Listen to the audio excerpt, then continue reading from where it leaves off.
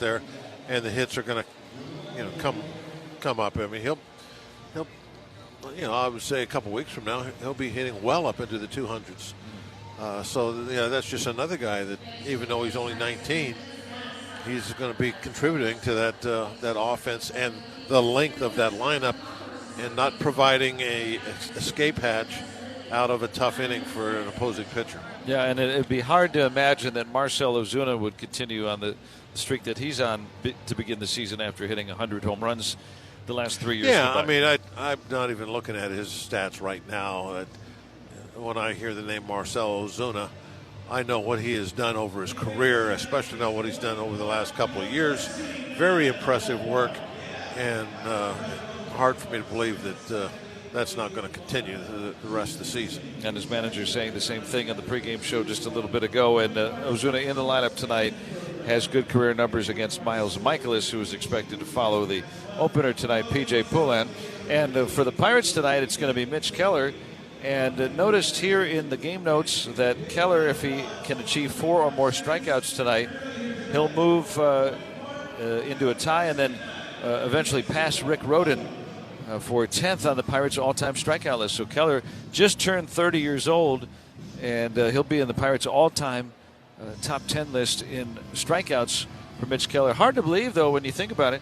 This is already his 8th season with the Pirates. Yeah, I mean, he's also turned into a guy that, especially when you consider what most starting pitchers do nowadays, he sticks around a little bit longer than everybody else in a game, which is kind of cool. It gives him an opportunity to maybe face a few more hitters and get a few more of those strikeouts. So, not a surprise to me that he is moving right up that list. And as you said, 4 will pass Rhoden, who was a pretty darn good pitcher in his own right. Some people probably know him almost as much for his hitting as his pitching. He could really hit, but I mean, that's just kind of shows you the quality pitcher that Keller has been and will continue to be. Yeah, he's got an ERA of 1 coming into the game tonight. He's given up just 2 runs in his 18 innings over his 3 starts. And it looks like this season, Deacon Philippi from the turn of the previous century, Doc Ellis, and then Steve Blass at 896. So Keller about half 100 strikeouts behind Blass and may surpass Steve on the list this year in not too long, in fact. So really some elite company. Sorry, Steve.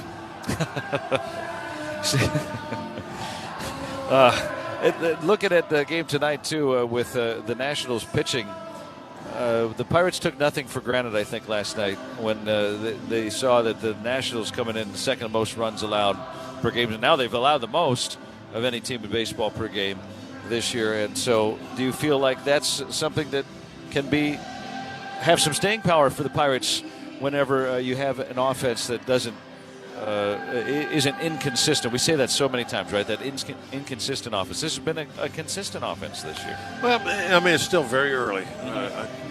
It seems like,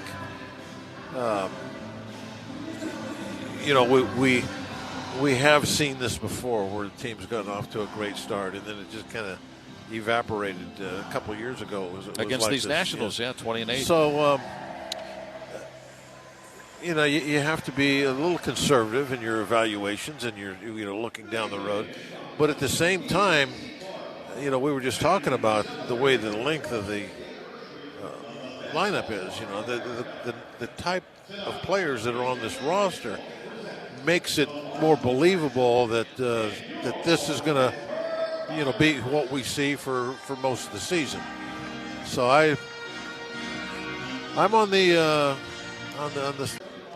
maybe we won't have a whole lot of games where we score more than 15 runs, but we might have 1 more or 2 more in us. But really, if we can just get consistent, and if the pitching staff, the starters especially I'm talking about, can stay healthy, then the offense, like I said, doesn't have to be world beaters. They're just consistent.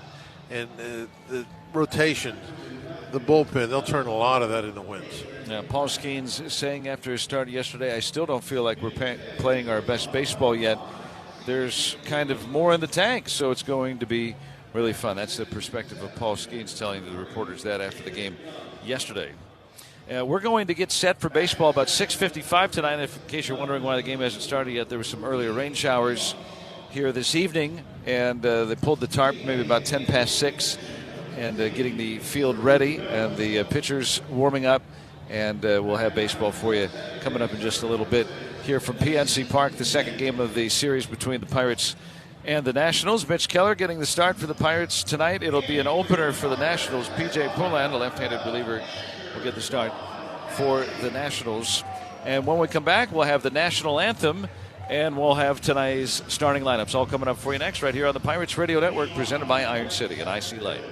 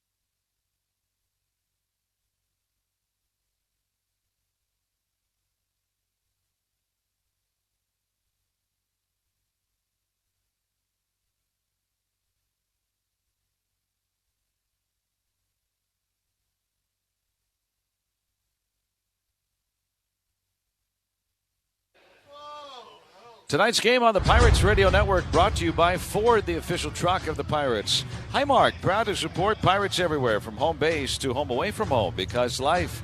Highmark, Blue Cross Blue Shield. Pittsburgh Brewing, makers of Iron City and IC Light. PNC, brilliantly boring since 1865. The Pennsylvania Lottery, players must be 18 or older. Please play responsibly. AHN, official medical provider of the Pirates, caring for you through every win, every loss, and every moment in between.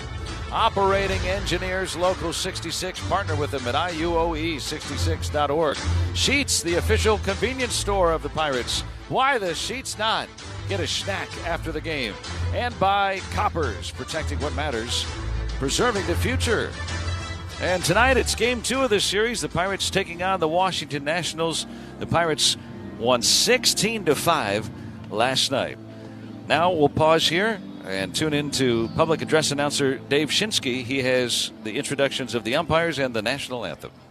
At this time, we ask all those who are able to please rise and remove your hats. Here to perform our national anthem, please welcome the Marshall Middle School Combined Choir under the direction of Mrs. Heather Helsel and Mrs. Alyssa Wagoner.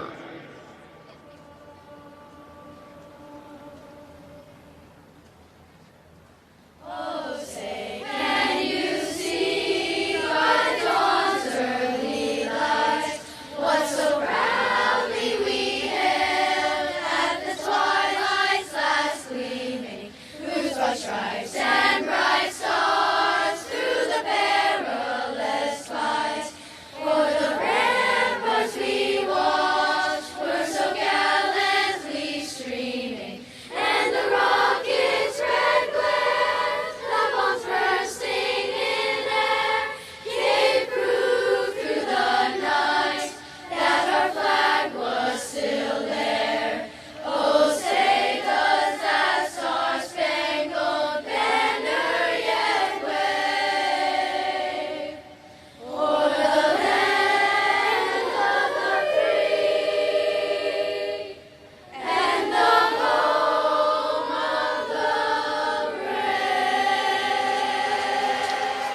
national anthem here at PNC Park. The Pirates and the Nationals coming up here tonight with the starting lineups. Once again, here's Bob. Thank you very much, Joe. The lineups tonight brought to you by the neighborhood Ford, or your neighborhood Ford store. James Wood will lead off for the Nationals. He'll play right field. Luis Garcia Jr., the first baseman, will bat second. Brady House will be the DH. He hits third. Dalen Lyle, the left fielder, is a cleanup man. C.J. Abrams will be the shortstop. He will be the number 5 hitter. Out in center field, hitting 6, Jacob Young. And batting 7th, the third baseman, Yorbit Bibas. Drew Millis will be the catcher. He's going to hit 8th. And batting 9th will be Nasim Nunez. He'll be the second baseman. And P.J. Pullen will get the start. It'll be an open. He's a left-handed reliever. O'Neal Cruz, he'll be in center field and bat leadoff. And next in line, Brandon Lau. He'll play second base. Brian Reynolds, the left fielder, will bat third. Cleanup man tonight, right fielder Ryan O'Hearn. Marcel Ozuna is in the lineup. He'll be the DH. Marcel will hit number 5.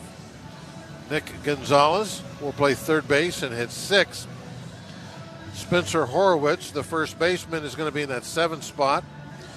The youngster, Connor Griffin, will hit 8th tonight. He'll play shortstop. And Joey Bart will be behind the dish.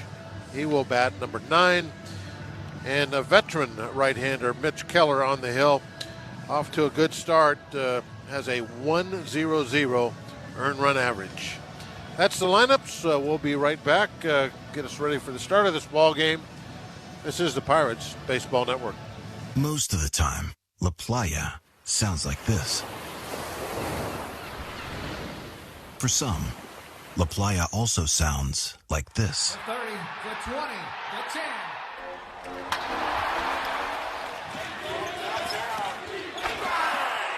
But no matter what, this is our Playa.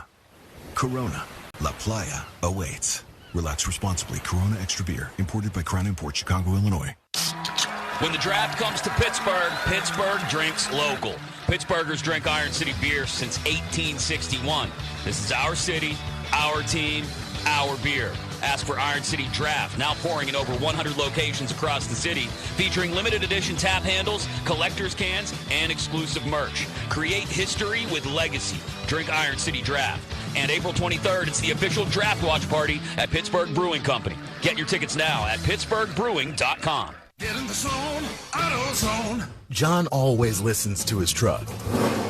So when his brakes start talking, he goes to AutoZone, where a helpful AutoZoner gets him the right parts. If John has time to put them in, he borrows a kit with Loan-A-Tool. And if he doesn't, he gets a free shop referral. No hassles, just help. Everything you need, nothing you don't. Get in the zone, AutoZone. Deposit required for Loan-A-Tool. Restrictions apply.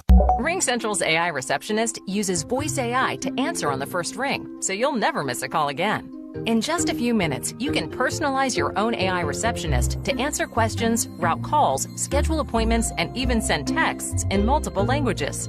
Plus, it's easy to scale.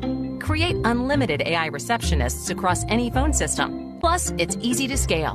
Create unlimited AI receptionists across any phone system. It's all powered by one reliable platform for effortless AI communications. See for yourself at ringcentral.com. RingCentral, voice of your business. We're moments away from baseball here from PNC Park in Pittsburgh. Pirates and Nationals coming up tonight. Game 2 of this 4-game series. The Pirates are winners last night 16-5. And tonight delayed briefly because of earlier rain showers. Set to get underway in minutes. Mitch Keller has moved from the bullpen to the dugout, and he's about to take the field here. And as we mentioned before, approaching the top 10 all-time in Pirates strikeouts. There's been no pitcher to strike out an opposing hitter more often in this ballpark than Mitch Keller, who just turned 30 earlier this month. But he'll take on a Nationals team, as we know, that has been a very good hitting ball club so far this season. Yeah, that's for sure. They got some thunder in that lineup now. We got a little taste of that, I think, in last night's ball game. Once Skeens came out of the game, then they started hitting and then really kind of put on a little bit of a show that one inning themselves. So, yeah, if you're Keller, you try to maybe go to school a little bit, watch what Skeens did, see what he did with the changing of the speeds, and really staying away from him with the slow stuff was very helpful. Now, Keller doesn't have obviously quite the same stuff that Skeens does. Very few people do. But there are some things that he can do that are pretty much the same. I think his fastball is still, even though he's in his 30s now, still better than average at least. And if he gets that ball up and on their hands, he'll be fine throwing them fastballs. You just got to be a little careful with it and make sure he puts it where he wants to. But I think he'll probably talk to Skeens a little bit. Maybe yesterday he talked to him after the game a little. And obviously though, if you were just kind of sitting here watching, you saw what was working. Yeah. So. And his changeup's improved. Talking about Mitch Keller, I mean, he worked on it over the winter to try to make that more of a pitch that he wants to use more regularly. And I think he'll try some different things to be off speed. You'll see some, a little backdoor breaking balls and those kind of things. That sweeper, or maybe keep it away and just try to nip the outside corner on the left-hand hitters with it. Things like that. Steal a strike with a curveball, things of that nature, perhaps. Yeah, and the Keller and Skeens locker next to one another. So undoubtedly they've shared insights on how to defeat the Nationals. Compared notes. Who come in with the second most runs per game. The Pirates are 7th. After being 30th for year after year, they're 7th out of all teams in baseball in runs per game and 8th in preventing runs per game. So why do the Pirates have the second best record in baseball coming into tonight's action? They're top 10 in both categories, and they're doing everything. The Nationals, the most runs allowed per game. We saw that last night, 16. And they made a roster move before the game today. They sent down one of the pitchers from the game yesterday, Jackson Rutledge, after he gave up 7 runs. And they bring up Mitchell Parker, a left-hander, to pitch out of their bullpen at some point, perhaps tonight. And Mitchell Keller starts for the Pirates, 30 years old, out of Cedar Rapids, Iowa, in his 8th season with the Pirates. Been in the organization now for 13 years. And one of the top strikeout men all time in Pirate history. In case you're wondering who is atop that list, there are 6 Pirates that eclipsed 1,000 career strikeouts, and Keller maybe an outside chance at doing so this year to get to 1,000. But Bob Friend, who pitched for parts of basically most of 2 decades with the Pirates, and the great strikeout artist Bob Veal, the lefty, Wilbur Cooper, the Pirates' winningest pitcher, pitched at the dawn of the 20th century. John Candelaria, of course, Vernon Law, and then Babe Adams, who was one of the heroes of the 1909 World Series. And so a lot of the Pirates that are high on that list, they pitched for 20 years, 120 years ago. Keller moving on up that list on what has turned out to be a very nice night after those showers moved through earlier. Before we get started, let's pause 10 seconds for a station ID on the Pirates Radio Network.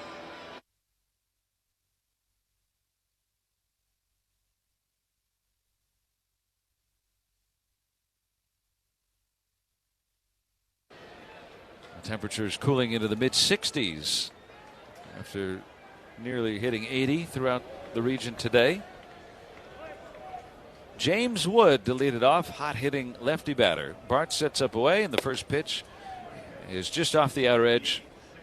And ball one.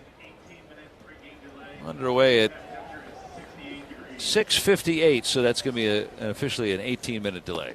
Sweeper down and in. It's 2 balls and no strikes. 68 degrees at game time. 2 balls to nothing on James Wood, 277 with 5 home runs. And the 2-0 pitch, tried the outer edge and missed. 3-0. That time with a change of pace.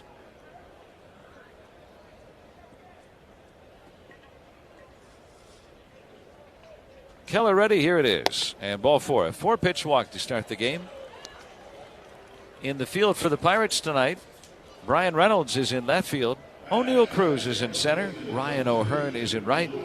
It's Nick Gonzalez at third base. Connor Griffin at short. Brandon Lau at second. Spencer Horwitz at first base. And Joey Bart doing the catching. Wood can run too. He's at first for Luis Garcia Jr., another lefty hitter in the pitch. Tried the outer edge and missed. Ball 1. Keeps trying that outside part of the plate. Well, that last one looked like it was a pretty good pitch, but didn't get the call. John Lipka works the plate tonight. Here's the 1-0 from Keller. That one is true. There's a strike. Brought it in just enough. 1-1. James Hoy is the crew chief. He's at first base. DJ Rayburn umpires at second. Sean Barber is at third. And for Washington, Wood, the base runner, at first. Nobody out. Here's a 1-1. Garcia hits it in the air, left field, heading toward foul territory. Reynolds will pursue it, but it falls by someone with a Montreal Expos Tom Brady jersey. 1 ball, 2 strikes. A lot of slice on that one. Looked like a breaking ball that Garcia tried to hit the other way. Maybe taking a page out of the Pirates book. Opposite field hitting. Ahead 1-2. Keller coming home. Darts down and in with a sweeper. Now 2 balls, 2 strikes on Garcia. 2 righty batters in the lineup. House, who is on deck, and then the number 6 hitter is Jacob Young. 2-2. And the pitch. Down and in with a sweeper. 3-2. Keller walked the leadoff man. And now the count full on Garcia.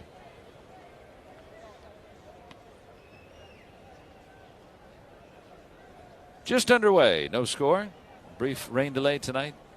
Toss over to first. Wood is back.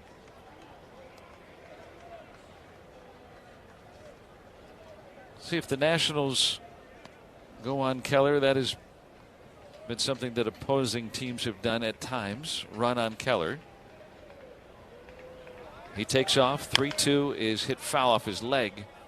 And Wood will go back.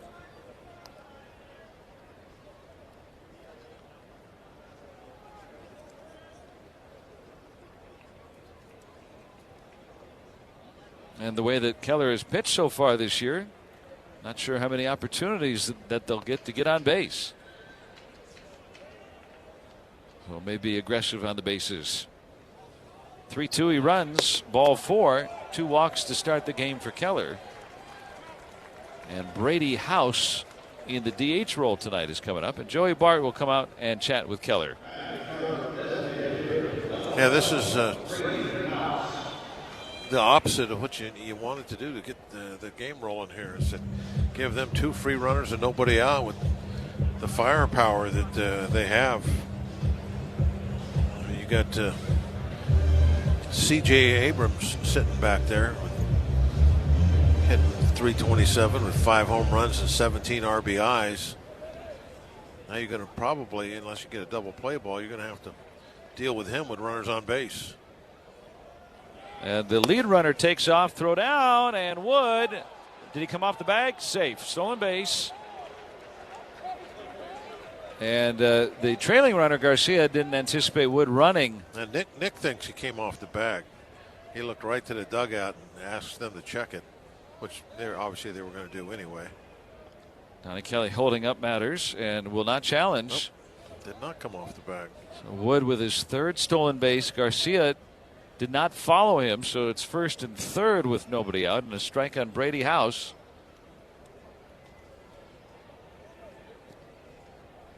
House homered off Keller the last time he faced him last year. 1 strike pitch. Swing and a miss. Tardy on that inside sinker. 0-2. Be a huge strikeout if he could get it here. You hate to have to go for strikeouts in the first inning, but if you get a strikeout here, you can actually see a little window of opportunity to not give up a run. Swinging to bouncer foul up third. Still 2 strikes on Brady House. And with Garcia not trailing Wood there, that keeps that double play intact.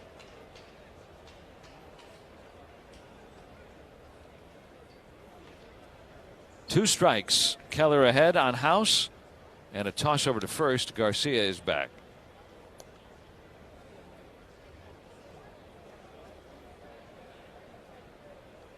Garcia stole 14 bases last year.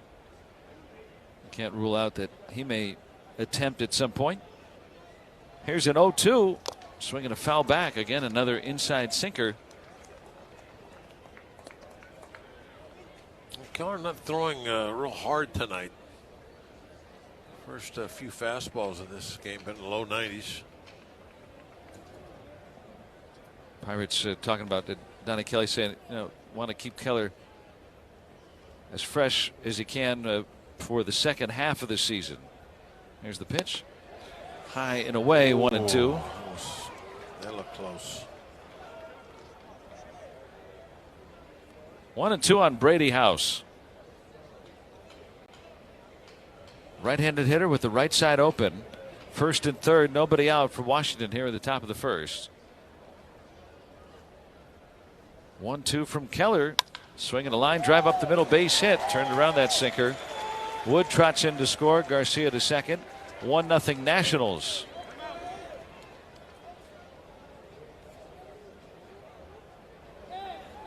Still nobody out. Keller's already exhausted 17 pitches. Yeah, he's pitch count's already way up there. Abrams waiting on deck. Here is the lefty batting Dalen Lyle. 286 without a home run. Got 20 hits already. Here's the pitch. Outside for ball 1.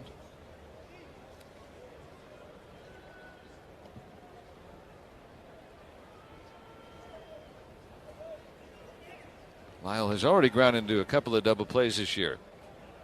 That would help here with nobody out. First and second. 1-0 pitch. Swing and a miss. Late on 94, 1-1. Still a little bit of evening sun streaking across the batter's eye, which is painted in more of a matte finish this year. Probably doesn't have much of an effect for the hitter right now. A little bit of evening sun, though, still in the hitter's eyes. Here's the pitch. Swinging a foul back on an inside fastball, 1-2. Just a glint of sun for about a batter or two.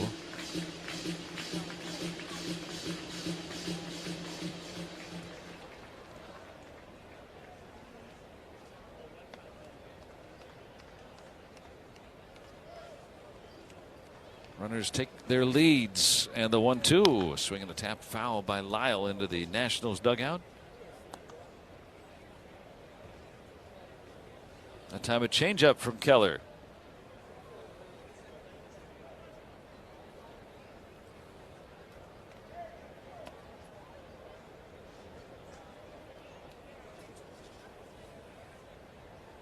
Here's the set and the pitch. A swing and a line drive up the middle. There's another base hit.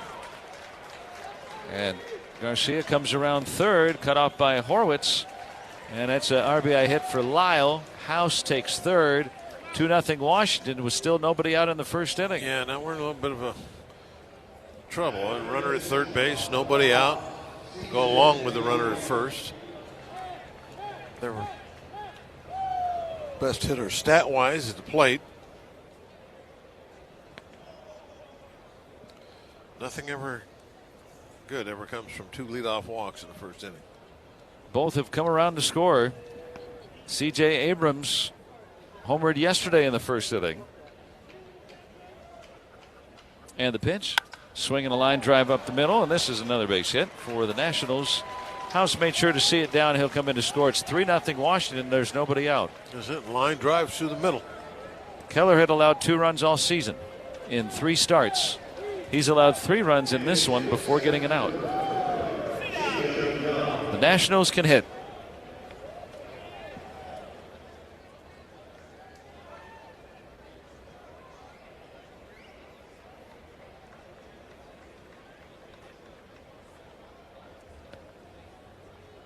Looks like Murphy's going to come out. Bill Murphy, take a slow walk out. Have a powwow. Well, Keller has been untouchable pretty much all year. And tonight, walk, single. 3 runs before and out here in the first inning. He's thrown 23 pitches already. And you can't count on 16 runs every night either. It's 3 in the first. That doesn't daunt you all that much, but hey, one miscue and all of a sudden it could be even way more than that. Yeah, it's from now on, and while he's out there, it's just try and keep us in the ball game. Don't let it get away from him. You don't want to look up and after say 3 innings and it's 6-0. He's got to be real good now the rest of the time he's out.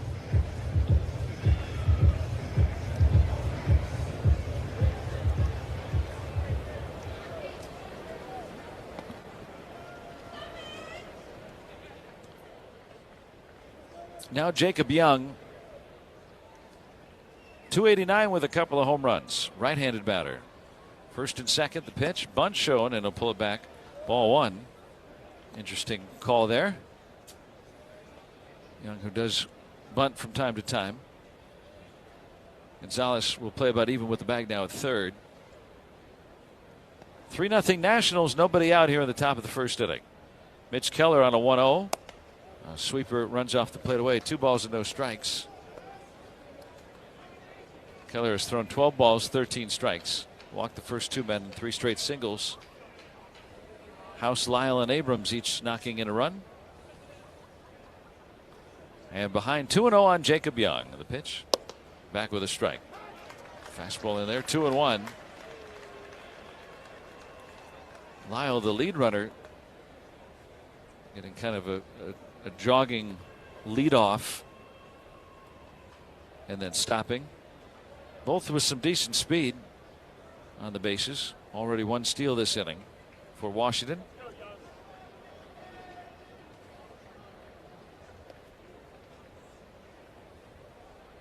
Keller sets and a pickoff, and they got him.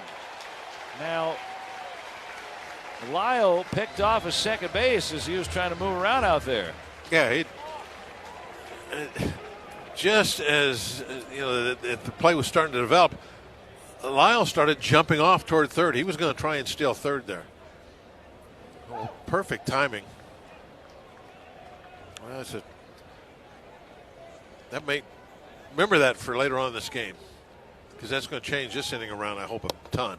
Yeah, there's a strike. Yeah, he bounced into a double play. That's that. As soon as he started jumping out, that's the exact same time Lyle started moving toward the bag. I mean, it couldn't have been better. Perfectly timed. And, I don't know if it was just Keller looking back and seeing that, or did they have some kind of a pickoff play on, but it was a no-brainer, and it ended up being an easy call. Young takes outside 3-2. So the first out of the game by Keller comes on the bases. Looking to retire his first hitter. Abrams has 4 steals with 1 out. Now it's a 3-2 count on Young. Let's see if he takes off. He might. 3-2. He does get a good jump too. A swing and a foul tip struck him out. Throw down into the path of the runner. Got him. Strike him out. Throw him out. Double play. The Nationals make 2 outs on the bases in the inning. A pickoff and a caught stealing by Joey Bart. And they run themselves out of a big inning. But they get 3 to start. Through a half inning, Washington 3 and the Pirates coming to bat right here on the Pirates Radio Network, presented by Iron City and IC. City skyline, hanging off a cliff, constructing a natural gas pipeline, knocking down to make way for sustainability in our region. We are asked to weather the harshest conditions and push our powerful machines to the max. We are trained for the extreme and master skills unlike any other trade. We are the operating engineers, Local 66. Are you up for the challenge? Find your future with us at IUOE66.org. Food insecurity is something nobody should experience. That's why Edgar Snyder and Associates will donate $50 to the Greater Pittsburgh Community Food Bank for every Pirates double play this season. To learn more and see how you can help double down on food insecurity, visit EdgarSnyder.com. The Tampa Bay Rays come to town on Friday, April 17th for the first Zambelli Fireworks Night of the year. Arrive early to enjoy a pregame Miller Lite happy hour from the time gates open up until first pitch. Then watch the Bucks take on the Rays at 6:40 p.m. And be sure to stick around after the game for an exciting Zambelli Fireworks show thanks to our friends at 93.7 The Fan. Get your tickets and see all the 2026 Zambelli Fireworks Nights at pirates.com/fireworks. A good batting order makes all the difference. You start strong, maybe with a breakfast burrito to get you going. Then you bring in some power, like a MTO Homestyle Chicken Sub. And when it's time to shut it down, that's milkshake territory. No debate. Time to shut it down, that's milkshake territory. No debate. Because when you line things up right, even an ordinary day can feel like a win. Sheets, the official convenience store of the Pittsburgh Pirates. Well, the way that inning started, that could have devolved into Keller being out of this game. And he really benefited from his pickoff, Bart helping him out, Lau helping him out, and his own pitching. That pickoff, that was really changed the inning around. Cruz takes a strike. Now put them into a spot where they're trying to do something to stay out of a double play, so they go ahead and run on a 3-2 count. And Bart does a great job catching the foul tip. And then Lau put a beautiful tag down. The throw was offline, but he was able to tag him kind of on maybe the calf as he was sliding by head first, and that was enough, even though the throw was wide. So it ends up being a 29-pitch first inning. Had a 0-2 on O'Neal Cruz. Yeah, there's no, candy coating, and it was not a good first inning, but it could have been a lot worse. Yeah, he retired one hitter and got 3 outs. And he had to throw 30 pitches, so that's. But it could have been way worse. Could have been worse, yes. 0-2 on Cruz. Poulin delivers. Strike 3 call. An inside sinker came back over that inner edge and 1 out. Poulin is opening tonight. Michaelis warming in the bullpen for the Nationals. And in the field for Washington tonight, Damon Lyle is in left. Jacob Young, fine center fielder. James Wood is in right. He's got a very good arm, too. Jorbi Vivas at third base. It's C.J. Abrams at short. Nasim Nunez at second. Luis Garcia Jr., now a first baseman. Drew Millis doing the catching this evening. Here's Brandon Lau. And a pitch to him, rides outside for ball 1. So they put a lefty opener in there. Cruz struck out looking, but Cruz has been one of the best in baseball this year at hitting lefties. Lau has been the best hitter at hitting righties. And it's a little bit low. 2 balls and no strikes. He's yet to find his footing hitting left-handers, but 2 out of 19. I guess that's 1 out of 19 now because they took that hit away in Chicago when he hit that ball back to Thielbar. I'll make that adjustment. Here's the pitch. And a strike, 2-1. Lau at 259, 6 home runs. Only 1 hitter in baseball with more. 14 RBIs. So he and Cruz combined 11 homers, 30 RBIs. A 10th of the way into the season. There's a 2-1 to him, way outside with a sweeper. 3-1. PJ Poulin 2-0 with a 4 ERA. Second opening act for him. Shakes off a sign and agrees on the next. Lau waiting on a 3-1, and here it is. Swinging a bouncer up first, foul ball. Full count. Here with 1 out, 3-0 Nationals. Pirates won last night 16-5. They came from behind to win. Nationals scored the first run. Pirates scored the next 15.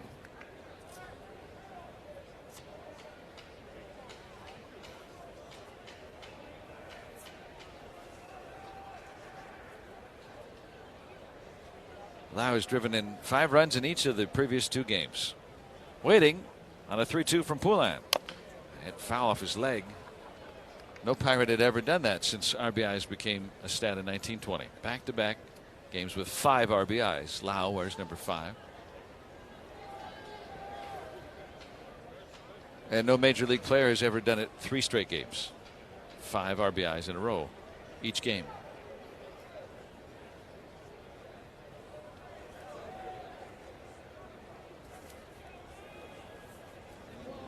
Pirates trail 3-0, 1 out, nobody on in the first. Poulan, lefty, ready. 3-2 coming. Swing, fly ball, right field. Wood to the warning track. It's carrying, and this ball is gone. Brandon Lau homers off the lefty. And it's 3-1 on Lau's 7th home run of the year. He's going to like those plates. What a stretch for Brandon Lau. He's knocked in 11 runs in these 3 games. Incredible. With 4 home runs. What do you think that home run total is going to be when we get to the end of the season? I mean, he's got off to a tremendous start. 7 homers, 15 RBIs for Lau. After that sheet shot, 3-1 Washington. They get one back right away. Reynolds knocked in 4 last night, and he swings and misses. Strike 1. So the strategy by the Nationals, starting with an opposite-handed opener. They say, all right, well, we got an advantage against Lau. He only has 1 hit against the lefty all year. Well, now he's got 2. Here's an 0-1 pitch. And it's low, 1 ball and 1 strike. When you think about what Brandon Lau's done as a second baseman, there's only been one Pirate to ever hit 20 home runs. Pirate second baseman to hit 20 home runs in a season. And he's next door to us, Neil Walker. Here's the pitch. And there's a strike. Neil stopped in to get a coffee right before we went on today. He said, yeah, my record's long gone. For most homers by a second baseman. It's not looking good. In a season, yeah. Not looking good. But. Lau hit 31 last year. He's got 7 in game number 17. Swinging a ground ball rolled foul. Still 1-2 on Brian Reynolds. He's hitting at .290 with 3 homers and 12 RBIs.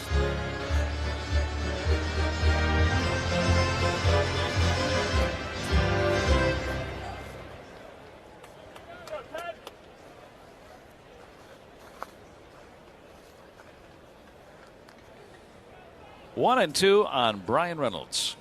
And the pitch, a little bit low. 2 balls and 2 strikes.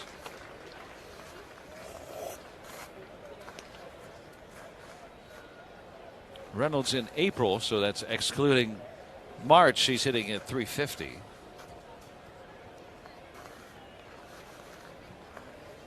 Nationals scored 3 in the top half. Pirates have got 1 back on Brandon Lau's 7th home run. Here's a 2-2. Reynolds is swinging a foul. So Jordan Walker of the Cardinals has 8 homers. Lau is second with 7. He has more than Kyle Schwarber, who led the National League last year. Schwarber has 6.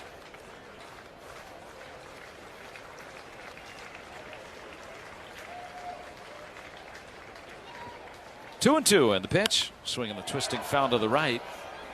Count still even on Brian Reynolds.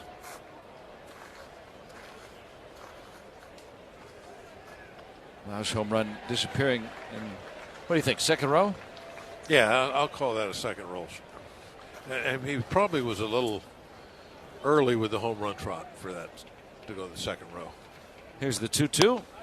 And Reynolds takes a little low, 3 and 2, as he learns this ballpark. That's a home run in just about every ballpark in baseball, including us. Got to get it high above that wall here. 3-2 to Reynolds, a swing and a ground ball through, base hit. Past Abrams' dive. Reynolds continues his hot hitting with a single in his first at bat. And so this lefty opener thing isn't really going all that well for Washington. No, Hearn hits lefties pretty decent. Yes, he does. Even though he's a left-hand hitter himself. See how he fares. Reynolds with a 9-pitch at bat. Michaelis is warming for whenever they choose to go to him for his presumed start. And the pitch. Trying to front door a breaking ball and miss ball 1. O'Hearn at 321, 3 homers, 13 RBIs. He's also off to a good start.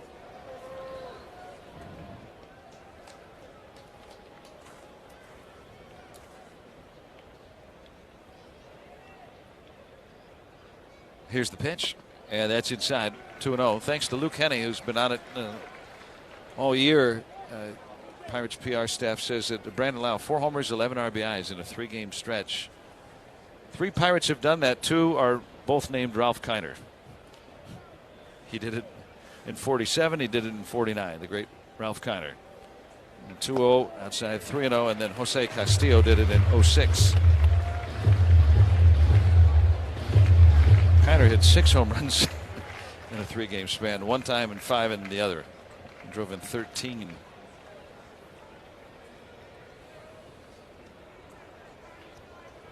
Folks would wait at Forbes Field for Kiner's final at bat in those down years with the Pirates. He was always the highlight. 3-0 on Ryan O'Hearn. And the pitch. He'll get a strike right over the outer edge. It's 3-1. Sinker at 89 from Poulin, the opener for the Nationals, who lead the Pirates 3-1. Lau with a home run. Reynolds with a 9-pitch single. He's at first with 1 out.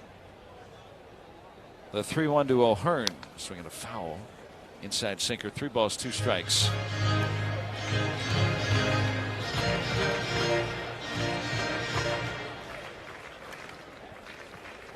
Just dead calm tonight. Look at those flags. They are just still as could be. Storm has come through. And it's beautiful right now. 3-2 is hit on the ground to second. Nunez will try to start 2. Abrams on the exchange. He's got it. And they get the double play. So a 4-6-3 inning-ending double play. Pirates get a run. Brandon Lau has hit 7 home runs this year. We're through 1 from PNC Park. Nationals 3, Pirates 1 along the Pirates Radio Network, presented by Iron City and IC Light. Series, just about all of us can go pro, because over the last 49 years, America's best-selling trucks have helped people find their strength off the field, offering the toughness, the capability, and smarts to all those who enjoy America's favorite pastime, like true pros. That's F-150, the official truck of the Pittsburgh Pirates. At AHN Sports Medicine, we know runners. Trail runners, road runners, marathon runners, 1-mile runners, and the somewhere in between runners. We also know that no 2 runners are alike, which is why at AHN Sports Medicine, we use the latest research, equipment, and technologies to build your personalized plan. At AHN, we see you. Call 412-DOCTORS to get expert care from AHN, the official medical provider of your Pittsburgh Pirates. Hey, Buccos fans, Thursdays are Sugardale Dollar Dog games at PNC Park. That's right, $1 equals 1 hot dog. We're pretty sure it's the best deal in town. Get your tickets for Dollar Dog games at pirates.com/tickets. As the official bank of the Pittsburgh Pirates, PNC knows that everyone gets excited about different parts of baseball. Some fans love home runs. PNC likes a well-executed sacrifice bunt. Others love sliding catches. PNC prefers pop-ups caught with 2 hands. But everyone loves getting discounts on tickets and merchandise with the Pittsburgh Pirates PNC Bank Visa debit card. Learn more at pnc.com/Pirates card. PNC Bank, brilliantly boring since 1865. PNC Bank, National Association, member FDIC. Visa is a registered trademark of Visa International Service Association and used under license. Second inning, 3-1 Nationals. Brandon Lau strikes his 7th home run, and Mitch Keller delivers. Yorbi Vivas fouls it back, strike 1. Drew Millis and then Nasim Nunez, bottom of the order for the Nationals. Keller has retired 1 hitter tonight. He picked off a runner, and Bart caught 1 stealing. That's outside on a change. 1-1 to Vivas. Left-handed batter at 333.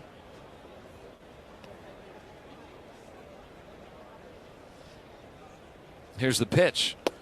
And there's a strike. Kind of hooked the changeup, but it worked. 1 ball, 2 strikes. And we're going to have an ABS challenge.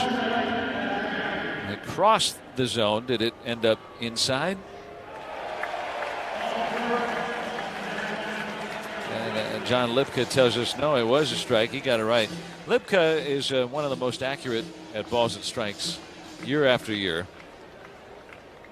And so the Nationals will have only one challenge remaining for the automatic ball strike system. 1-2 on Vivas. Keller 29 pitch first, and the 1-2 high and away, 2 balls and 2 strikes. Where the Nationals' first 5 reached. Walk, walk, single, single, single. There was 3 runs in, 2 on, and nobody out at one point. And a hit batter. Vivas hit by a pitch, and that leads us to a 10-second station break on the Pirates Radio Network.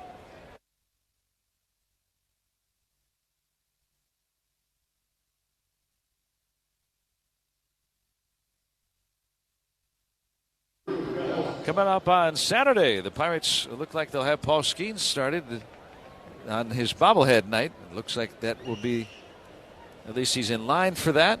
So a good opportunity to see Skeens and all fans in attendance get his Cy Young bobblehead on Saturday, presented by PNC. First pitch strike. That's against Tampa Bay, 4:05 on Saturday. Go to pirates.com/tickets. Drew Millis at 136, the Nationals catcher, switch hitter. Bats left against Keller. Vivas has not stolen the big league base. The pitch. There's a strike on a changeup on the inner third, 0-2.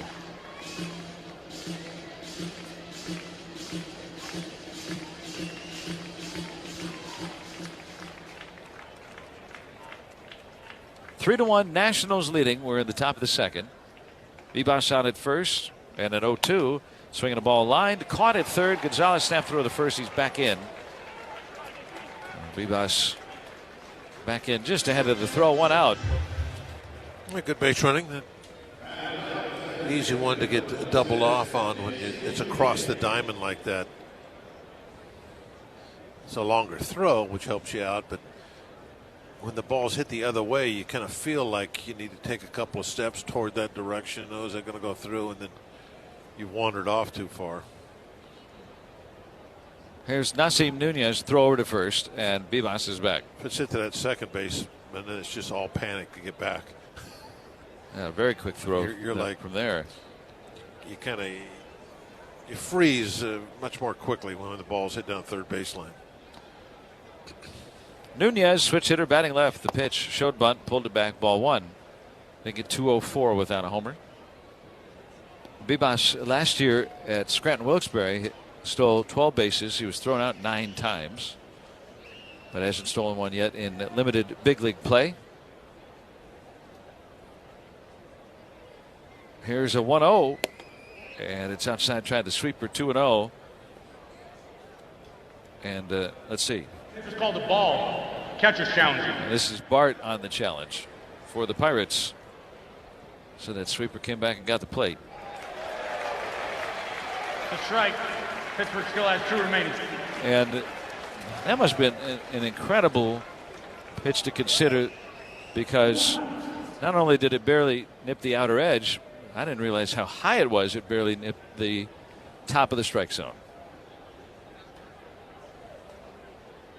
So it's 1-1 in the pitch. And it's a little bit high on the appeal to first, a check swing. It's 2-1 to the number 9 hitting Nunez. Now the Nationals have been picked off and have had a caught stealing. Here's the pitch. A swing and a tap, foul.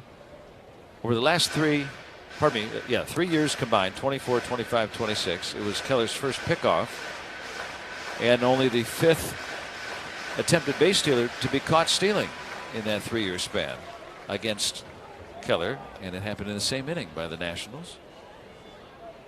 Bart's first caught stealing this year as well. Here's the 2-2, high and away, 3-2. Keller missing the mark quite often tonight. Yeah, it's I think the one thing you can immediately point to is what's going on with Keller's been in command.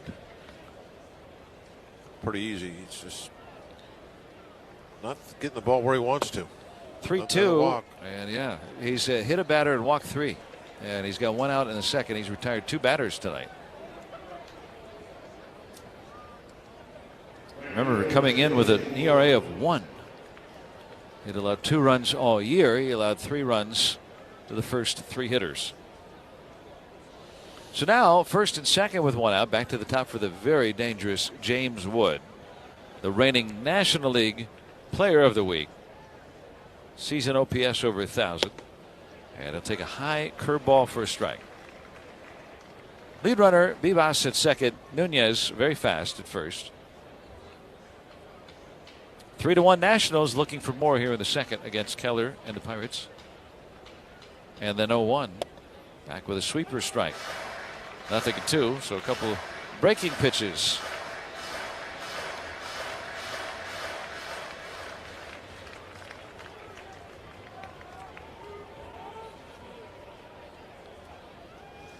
Keller comes to the set, and his 0-2. Swinging a foul back. Would try to wait on that sweeper. Still 2 strikes on him. Wood in his career against Keller, 3 for 9 with a home run. Came into today with an 8-game hitting streak. Walked, stole a base, and scored a run in the first inning. We're in the second. Here's an 0-2. Down low, missing with a curve. 1-2 on Wood.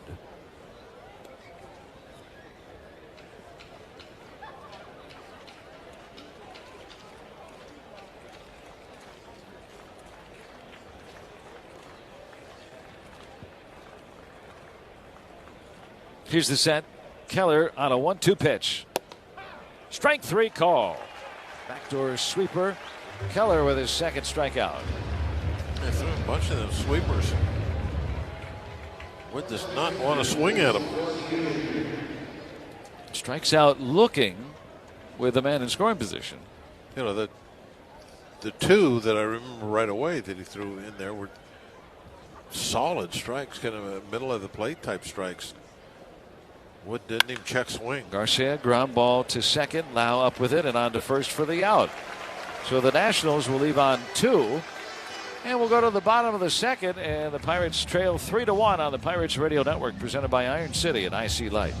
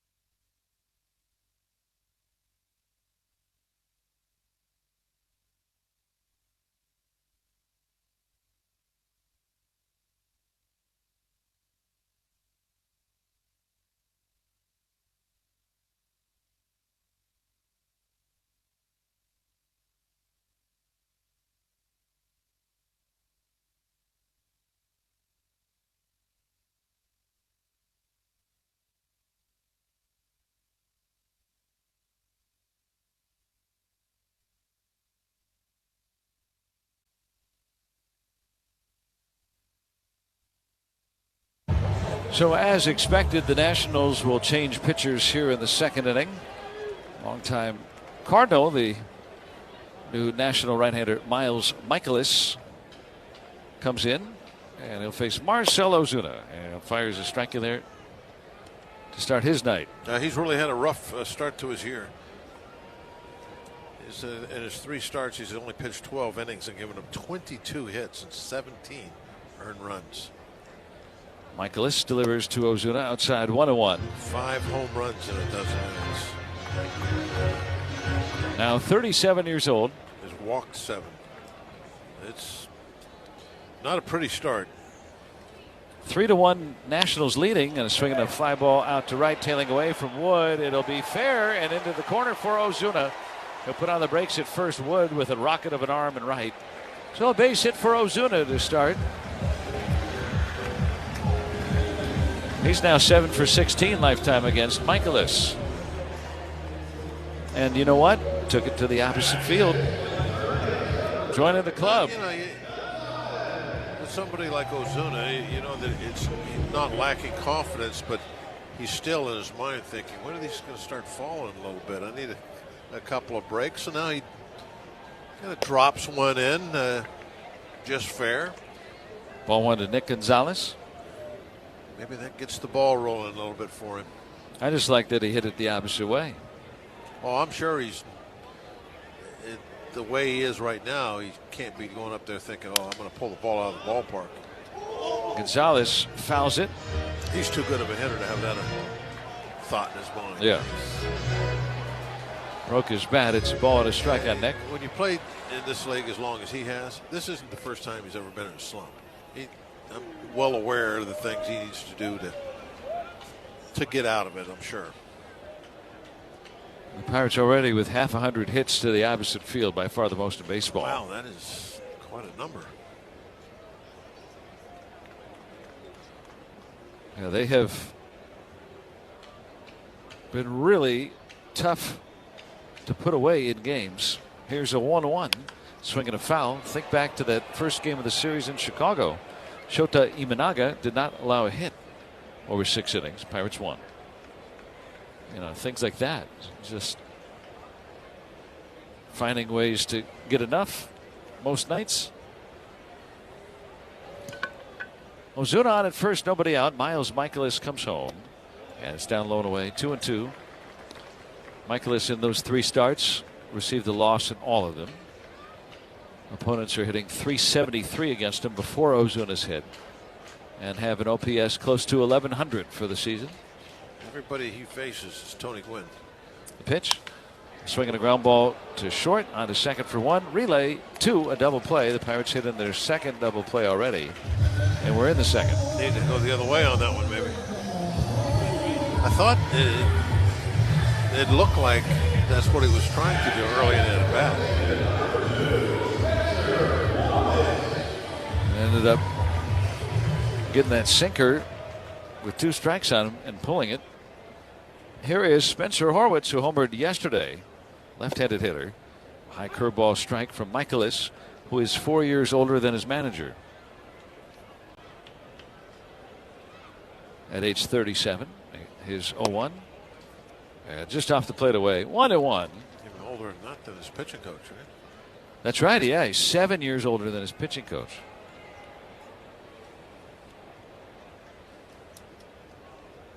Here's a 1-1 pitch. And there's a strike. Was Necro 7 years older than Bob Gibson? No. Back of the 80s with Atlanta, the pitch. Bounces up there 2-2. Co-pitching coaches back in those days. Rube Walker was the co-pitching coach. He was quite a bit older. Yeah, Bob Gibson wasn't far off of retirement, I think, at that stage, right? A few years. Yeah, a few. 5, 7 or so. I'm pretty sure that was his first coaching. Rube Walker was the pitching coach of Joe Torre's with the Mets, and I think brought Rube over and added Bob. I think that's the way it went. Pirates trailing 3-1 in the second. 2 outs, nobody on. Miles Michaelis on a 2-2. Swing fly ball left field. Tried to go the other way there. In the air to Lyle. And he'll make the catch to end the inning. So a hit, but no one left. And we're through 2. It's 3-1 Washington on the Pirates Radio Network, presented by Iron City and IC Light. Did you hear? Allstate car insurance now costs even less. So when you bundle with home, you can save even more. Check Allstate first to bundle and save with a new lower auto rate. You're in good hands with Allstate. Not available in every state. Only applicable for new auto insurance business. Rates will vary by several factors, including how you purchase the policy. Potential savings may vary. Allstate North American Insurance Company and Affiliates, Northbrook, Illinois. Ball or strike, fair or foul, bring the heat or change it up. And who've you got for the pierogi race? Pirates baseball is full of tough calls, but the beer to enjoy while rooting is never one of them. Icy Light, easy call. Get fired up, Bucks fans. Every time the Pirates steal this season, Valvoline Instant Oil Change's Steal a Base, Steal a Deal is officially in play. Every stolen base means you score a steal of your own. $25 off your next premium oil change. So let's cheer on Bucko base stealing this season to save on a winning oil change. Hey, it's just Valvoline Instant Oil Change's way of reminding you it's good to steal if you're a Pirate. Valvoline Instant Oil Change, proud partner of the Pittsburgh Pirates. This is the story of the one. As a maintenance tech at a university, he knows ordering from multiple suppliers takes time away from keeping their arena up and running. That's why he counts on Grainger to get everything he needs, from lighting and HVAC parts to plumbing supplies, all in one place. And with fast, dependable delivery, he's stocked and ready for the next tip-off. Call 1-800-GRAINGER, click Grainger.com, or just stop by. Grainger, for the ones who get it done. The third inning brought to you by the Iron Workers Local Union number 3. We don't go to the office, we build it. Washington 3, Pirates 1. Brady House leads it off for Washington. And he'll take outside on a sweeper for ball 1. And an RBI single off Mitch Keller in the first inning. First 5 Nationals reached. There was 2 on and 3 runs in and nobody out. 1-0 is swinging a foul. And the base runners never advanced. Keller retired 1 hitter in that first inning. Got a pickoff, caught stealing. And then the Nationals had, from the bottom of the order, 2 on it with 1 out and didn't advance them. There's a strike, 1 and 2. So Keller has kept the Pirates in this game despite being, for his high standards, off the mark. And the pitch. House grounds it foul. Back with a changeup again.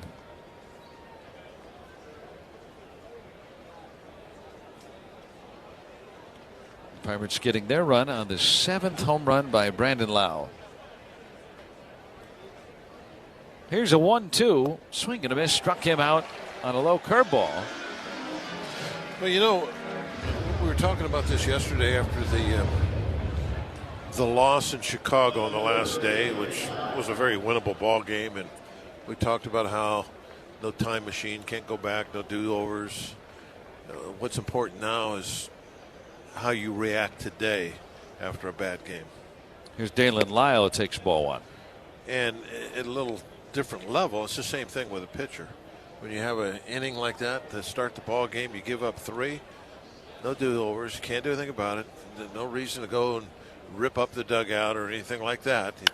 1-0 is cracked up the middle, and Cruz will come on and make the catch on that low liner. Good play by Cruz. 2 outs. It's what are you going to do now that really matters?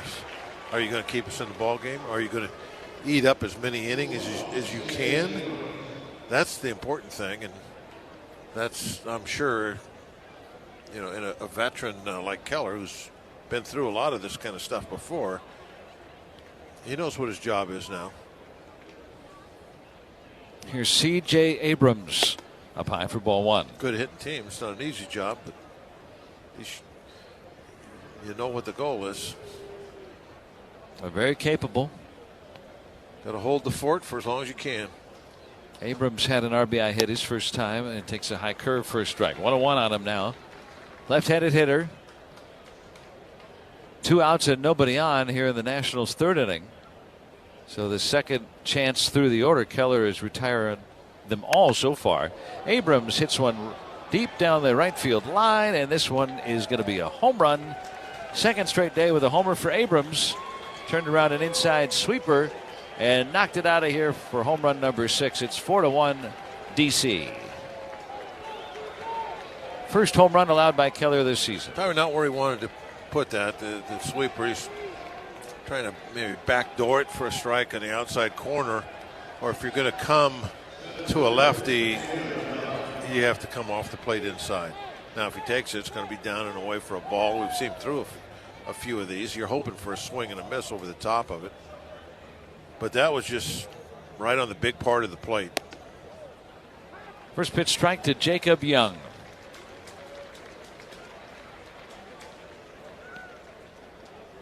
He struck out on a foul tip. It was a strike him out, throw him out, double play to end the first. Curveball down and away, 1-1. So Keller touched for his first home run all year. Comes in after 20 innings without one.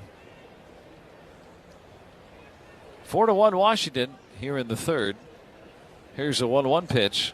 Bunt shown, pulled back, and no swing on the appeal, or no bunt attempt in this case. 2-1.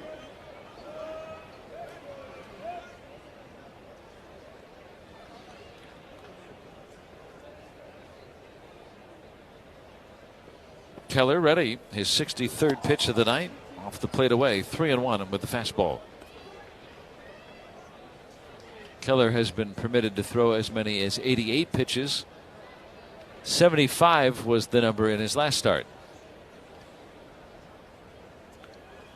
Here's his 3-1. Swinging a foul tip on an inside heater.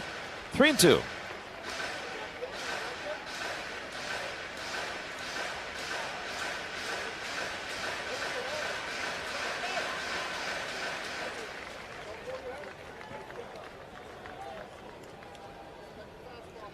Now the 3-2 on its way. A swing and a foul right back again.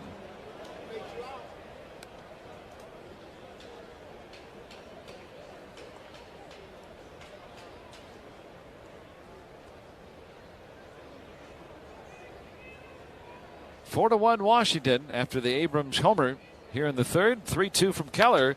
Swing, fly ball, center field. Cruz back a step, and he's there. He's got it, and the inning ends. Pirates come to bat in the bottom half. It's 4-1 Washington here on the Pirates Radio Network, presented by Iron City and IC Light.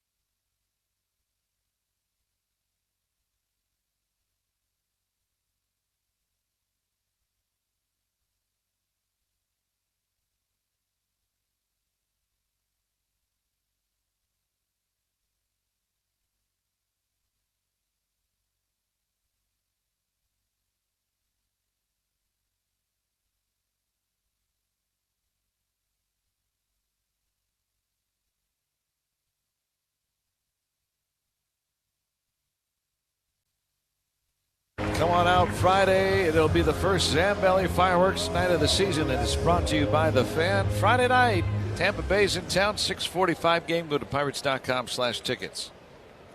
Connor Griffin leads it off. Swing and a miss, strike one. Griffin is almost 18 years younger than Miles Michaelis. 37-year-old delivers.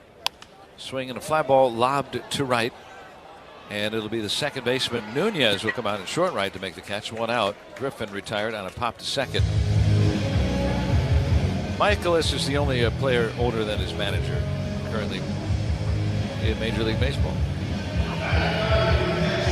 Kind of a rarity, I would think. I'm trying to think of some of the younger managers over the years.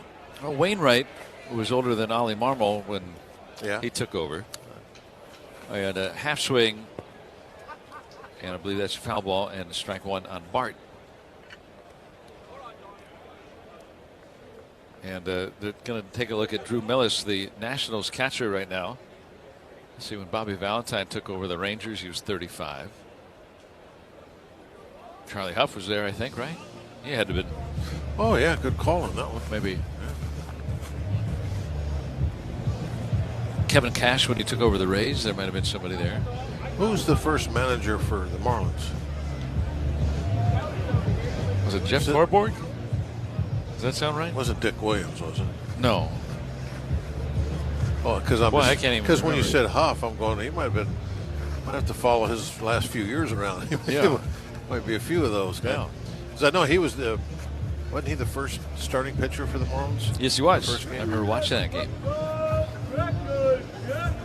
The Teal Tower in left field of Joe Robbie Stadium. All right, Bart down a strike. Michaelis comes home and is swinging the ball bounding toward third. Vivas comes in and he'll flip it on to first. 2 men are gone. Michaelis so far showing no signs of that really bumpy start to the season. Maybe that opener helping him settle in. He hasn't faced O'Neill Cruz yet. Cruz struck out against the lefty Poulin, who went the first inning. Gave up a run on the Lau home run. Lau's on deck. Cruz with a 12-game hitting streak, longest of his career. Had a little bit low. Ball one. Came into tonight third in the National League in OPS. On base plus slugging. Here's the pitch. Swinging a hard liner, but right at Abrams. Pardon me, that was a bouncer. And the beauty of PNC Park. Can't tell that that ball hit the ground. From our vantage point, it's a 6-3 bounce out. He was right in position. We'll go to the fourth. And it is still 4-1 Washington right here on the Pirates Radio Network, presented by Iron City and IC Light. Get in the zone, AutoZone. John always listens to his truck. So when his brakes start talking, he goes to AutoZone, where a helpful AutoZoner gets him the right parts. If John has time to put them in, he borrows a kit with Loan-A-Tool. And if he doesn't, he gets a free shop referral. No hassles, just help. Everything you need, nothing you don't. Get in the zone, AutoZone. Deposit required for Loan-A-Tool. Restrictions apply. At Giant Eagle, we're focused on quality, freshness, and all your favorites. Because meals bring us together. Because recipes keep traditions alive. Because the right ingredients make it or break it. Because being part of the neighborhood matters. Because what we pick up at the store is what we bring into our lives. At Giant Eagle, we're always going for better to bring you the best. Because it matters. Bucco fans, did you know you can save on tickets all season long with our Giant Eagle Loyalty Card offer? Loyalty card holders can enjoy discounted tickets for lower and upper level seats at select home games. Visit pirates.com/loyalty card for details. Hey Pirates fans, SeatGeek is the official ticket marketplace of the Buccos. Meaning SeatGeek is the official ticket marketplace of... the official ticket marketplace of... That ball was crushed. And... Did you see that? Whether you're buying or selling tickets to Yinzer games or to any other live event in Pittsburgh, SeatGeek makes it easy to find tickets so you can be a part of every home team win. SeatGeek, the official ticket marketplace of... Let's go Bucks! Nationals come to bat in the fourth. They lead 4-1. Join us on the rooftop for Pup Nights on select Tuesdays at PNC Park. You, your dog, and Pirates baseball. First one to Bebas is in for a strike. Go to pirates.com/pups and get your tickets there and find out more. Bebas, then Millis and Nunez against Mitch Keller coming home. Outside, missing with a change. 1 ball and 1 strike. Bebas hit by a pitch his only time. Nationals got 3 in the first inning, all before Keller got an out. Here's the 1-1 from him. Swinging a liner over the leaping try of the second baseman, Lau. Maybe even ticked off his glove. It goes into right for a base hit. Millis coming up. More Pause in 10 for an ID on the Pirates Radio Network.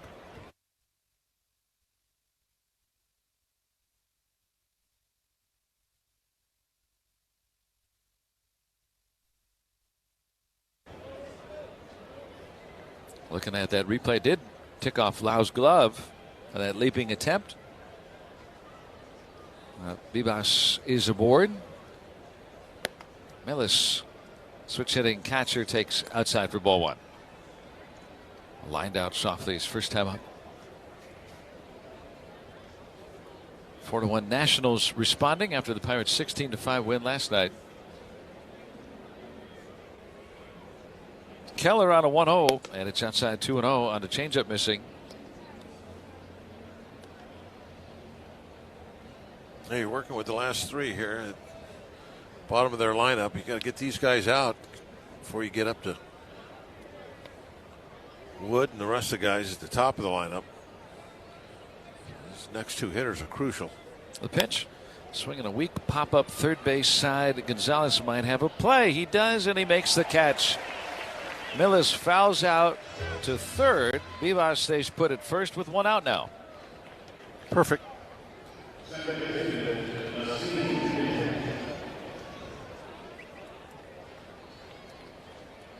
Now Nunez, who walked his early time, the number 9 hitter. See if Nunez hit a little 2-hop ground ball to a middle infielder. That'd be better than perfect. Runs well. Toss to first. Not a big lead for Bibas.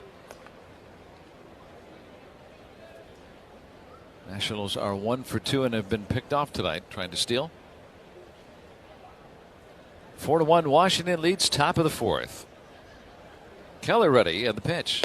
Nunez, a wave and a miss, strike 1. It was I don't want to swing, but I'm going to anyway. It was a slow wave. Like he's already been on the float for an hour. At the pitch, slowly grounded on towards short. Griffin gets 1 out, and that's all they're going to get. Nunez was almost at the bag by the time Lau got it. Yeah, Griffin had to go quite a ways to his right to his backhand to even get 1 out on that one. And so that 1 out makes 2 outs for the inning. Nunez, 7 stolen bases. He's on at first. Tied with Cruz and others for the most in the National League. James Wood has walked and struck out today.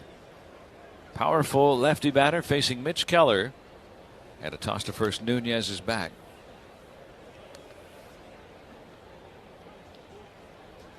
4-1 Washington. We're in the 4th. This will be the 75th pitch from Keller.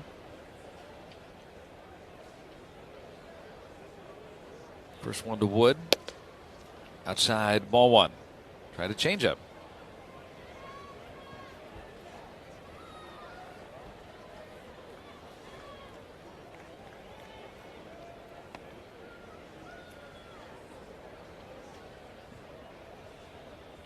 Now the center in the 1-0, and that's outside 2-0. Well, Keller's changeup tonight, the 5 swings he's gotten on it, all have made contact. He's gotten 3 called strikes on it. So we're talking about Skeens and the effectiveness of his changeup last night against this lefty-laden lineup. Here's the 2-0, and it's down low and in. Hooked the changeup 3-0. It comes down to command. Yeah, Skeens had very good control. It always comes down to command. Well, always does. Yes. Command central. Basically, that's the world of pitching right there. You know, you can have all the strategies, all the things you want to talk about. You can't throw it where you want to. None of that other stuff matters. And so behind 3-0 on James Wood. And the pitch, ball 4. Missed with the fastball. Keller has walked 4 and hit a batter tonight. That pushes Nunez into scoring position. A very fast lead runner for Luis Garcia Jr. He's walked and bounced out. I'm guessing it'll be Keller's last inning. He's in the 80s pitch count wise now. Well, they've been conservative with him. Yeah. Here's his pitch, and a swing and a foul. The thing about pitches too, you think throwing 80-some pitches in 4 innings is more taxing than throwing 80-some pitches in 7 innings. Yeah, I mean, you look at his last start, he only threw 75, and It was kind of stunning to see him removed from the game. It would not be a surprise if he's removed after this inning, especially if he can get out of it. It's bounce foul, now 2 strikes. I don't see anybody throwing in the bullpen. Some guys are kicking the air a little bit, trying out for the Rockettes. Yeah, high stepping out there. Now they're starting to rev up. 2 strikes on the lefty batting Garcia. 2 on and 2 out for the Nationals. The pitch. Swinging a ground ball hit hard through the right side, base hit. Nunez touches third. He'll be waved home. And he will score on the base hit. And Wood will take third. Garcia, 2 strike, 2 out RBI single. The Nationals are leading 5-1 here in the 4th inning. This team can score. Yeah, one of the things that you always have to do when you have a good hitting club like this, and we talked about it, talking about our lineup earlier about the lengthening it out. When you do have a bottom of the lineup, you have to really bear down on those guys. Here's the pitch to House, and there's a strike. Because they have too much firepower at the top part, first 4 or 5 hitters. And so if you don't get your outs, when you have an inning where the number 7 guy's leading off, that should be an inning that you make hay while the sun shines, so to speak. 0-1 is swinging a foul back. Garcia was running on the pitch. Now 2 strikes. Kind of surprised me a little bit. On an 0-1 pitch with 2 outs. Now, if he was out there by himself, okay, but there's a runner in scoring position. He didn't want to make an out on the bases right now. Well, 2 strikes on Brady House. And the pitch from Keller. High sweeper makes it 1-2. 5-1 to Washington. Yeah, the 7, 8, 9 hitters, 3 out of the 6 times they've reached. That excludes that fielder's choice.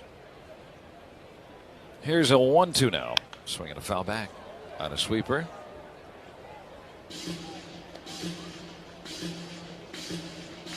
House with an RBI single in the 1st inning. Keller struck him out in the 3rd, one of his 3 strikeouts tonight. His next one would tie Rick Rhoden for 10th on the Pirates all-time list. 1-2 coming. Tried for it with a down and away fastball, but missed low. 2-2.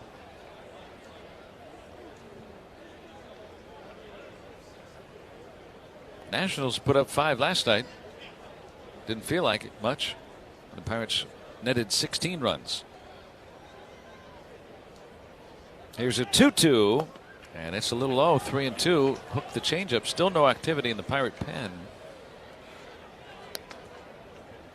Well, that's got to end soon because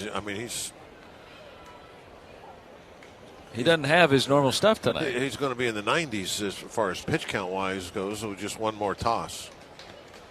So they can't leave him out there much longer. He'll be pushing 100 pitches. And a swing and a foul right-hander just through his first toss. Of course, he's not going to melt or something if he throws 100 pitches, but it's just frowned upon nowadays, I think. Johan Ramirez getting up, excuse me. I was thinking about Santana and his no-hitter when he threw 155 pitches or whatever it was. Garcia will move on 3-2, a swing and a tap foul.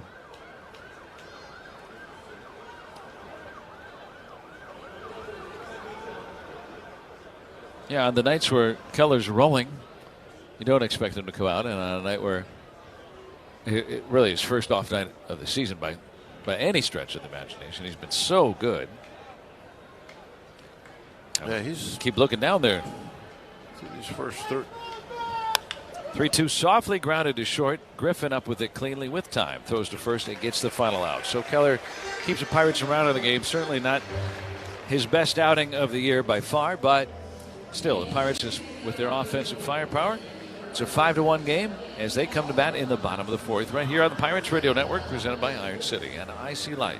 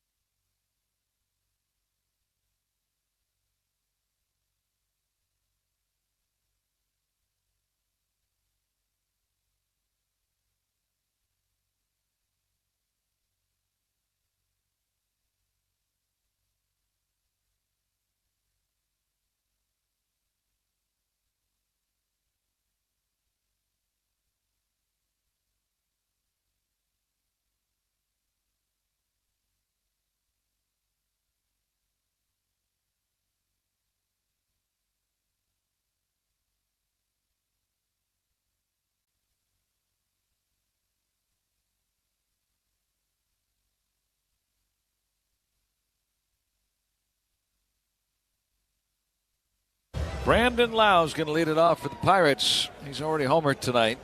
First pitch from Michaelis, high and away for ball one. First time he's facing Michaelis. Nationals used an opener. They threw a left-hander, P.J. Poulan. And Lau homered off him. He's homered in 3 straight games now. Here's the 1-0 to Lau. And it's up high. 2 balls and no strikes on a curveball. Lau was 7 home runs, one off the major league most. Pirates second baseman hit 8 home runs last year. Here's the pitch. There's a strike, 2-1. And they're almost there now. It's April 14th. So that's a huge upgrade offensively. Lau has 11 RBIs in 3 games. Here's the 2-1 to him. At a strike, 2-2. Pirates second baseman with the last one to have more than 15 RBIs in a month was Neil Walker 11 years ago. He might be there by the end of the night. Michaelis on a 2-2, swinging a hard ground ball foul up first. 2-2 on Brandon Lau, acquired by the Pirates in a trade with Tampa Bay. That was that 3-team deal. The Pirates sent Mike Burrows to Houston. Got Brandon Lau, Mason Montgomery, and Jake Mangum in return. 2-2. Lau takes just inside. 3-2. Last year of a contract extension he signed with Tampa Bay years back. Hit 31 home runs last year, already 7 this year. 3-2 from Michaelis. Swinging a tapper foul.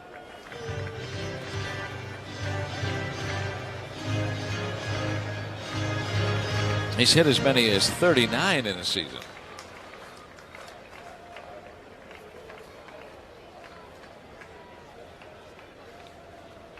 Lau waiting on a 3-2. Ball 4. Inside. Missed with a fastball. Leadoff walk by Michaelis. And Lau stands at 5'9" and is 181 pounds. Yeah, I was going to say, for a guy that's got those kind of power numbers, you expect a much more imposing physically player, but bat speed is bat speed. He's got it. The beauty of the game of baseball. They come in all shapes and sizes, all backgrounds, all parts of the world. Here's the pitch to Reynolds. Swing and a miss, strike 1. On a 9-pitch at bat, he singled in the first. We're in the 4th, 5-1 Washington.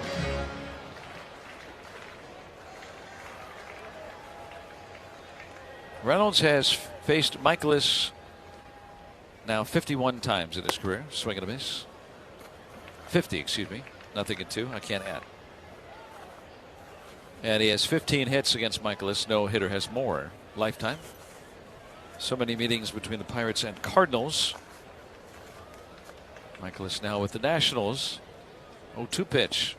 Low with the curve, 1-2. Big overhand curveball from Michaelis.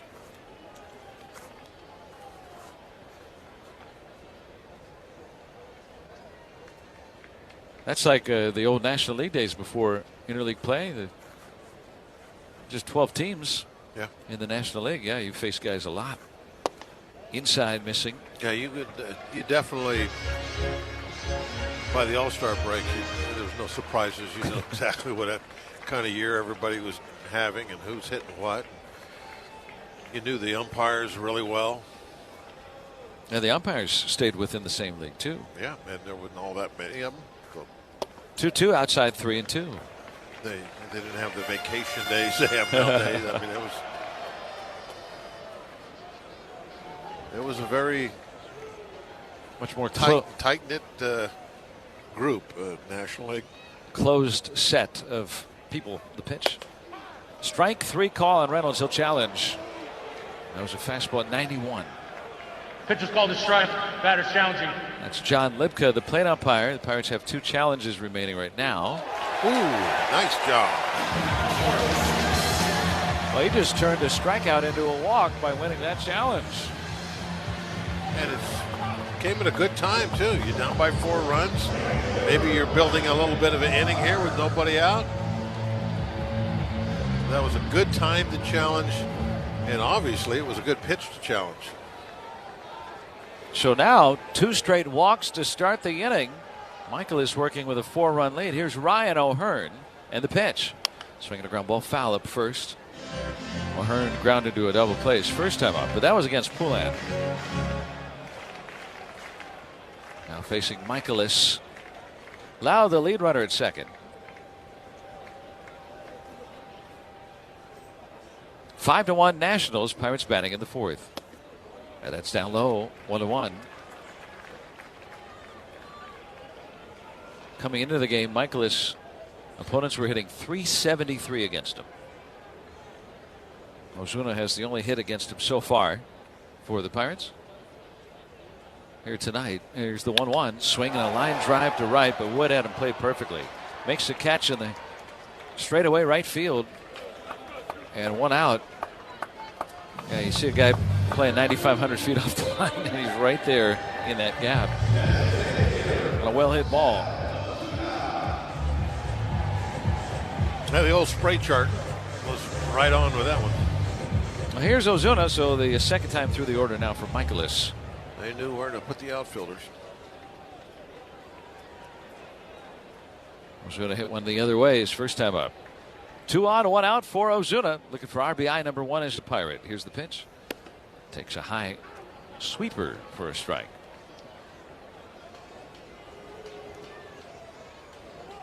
Ozuna against Michaelis in his career, 7 for 16 with a couple of home runs.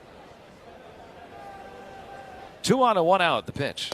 Now low and away. 1 ball, 1 strike. Feel like you got to get 1 or 2 back here in this inning. After 2 walks to start the frame. Yeah, I mean, you started like they started their first. First 2 guys walked, nobody out. Now 1-1 and a high strike with a changeup. 1 ball, 2 strikes.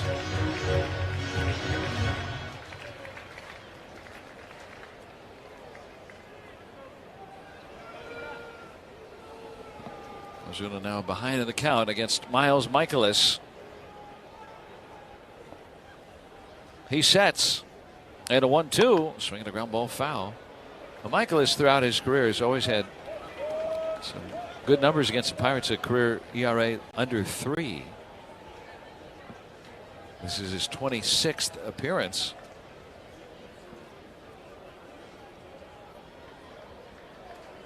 So far, he's put up zeros. 1-2. Ozuna cracks this ball down the left field line. Fair ball and into the corner. Lau's going to come in to score. Reynolds will be held at third.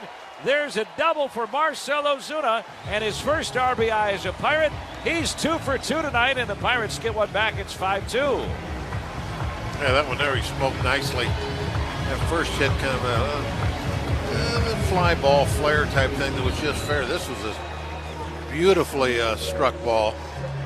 Came off the bat very hard, and now we're a single away from being right back where we need to be. First RBI and first extra base hit for Ozuna.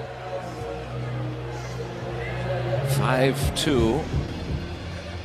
Reynolds at third with Ozuna trailing him at second, and a mound visit here as Simon Matthews, the 30-year-old pitching coach, talks to the 37-year-old Miles Michaelis. When I was your age, I've never been your age. That happens from time to time. So Nick Gonzalez pulled the ball and grounded into a double play his first time up. I don't think I had any young pitching coaches. They're all pretty old. I'm going to think back. Here's the pitch. Gonzalez pulls it on the ground foul, and strike 1 on an inside sinker. Tough to get that ball to right field. Ozuna does not run well, the trailing runner at second. Here with 1 out. Outfield is deep.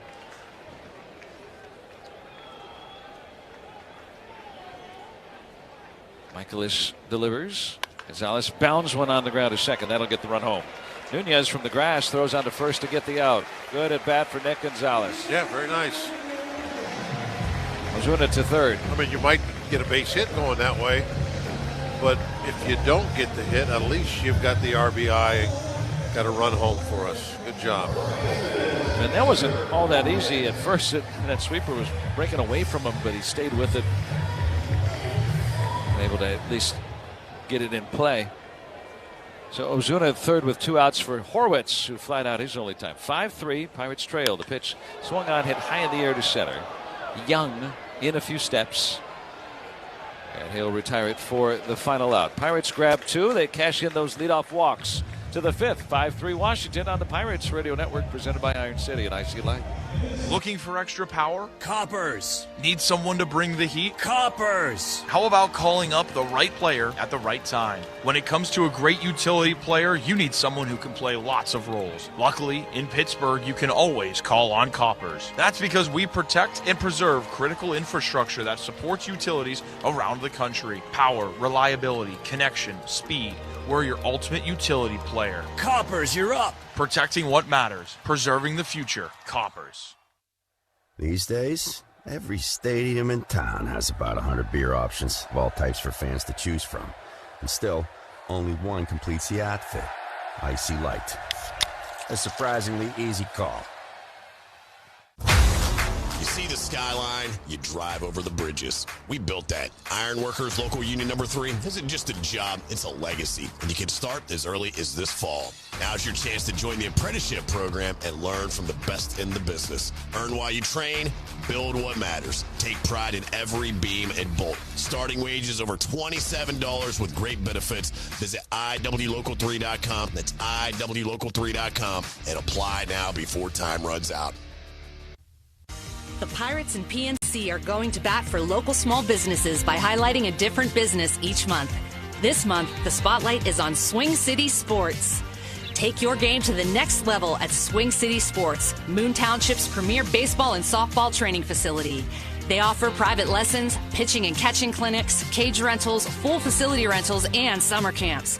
Swing City Sports, where players put in the work and see real results. To learn more, visit swingcitysports.com. Let's go to the 5th inning. It's brought to you by the IBEW Local Union Number 5.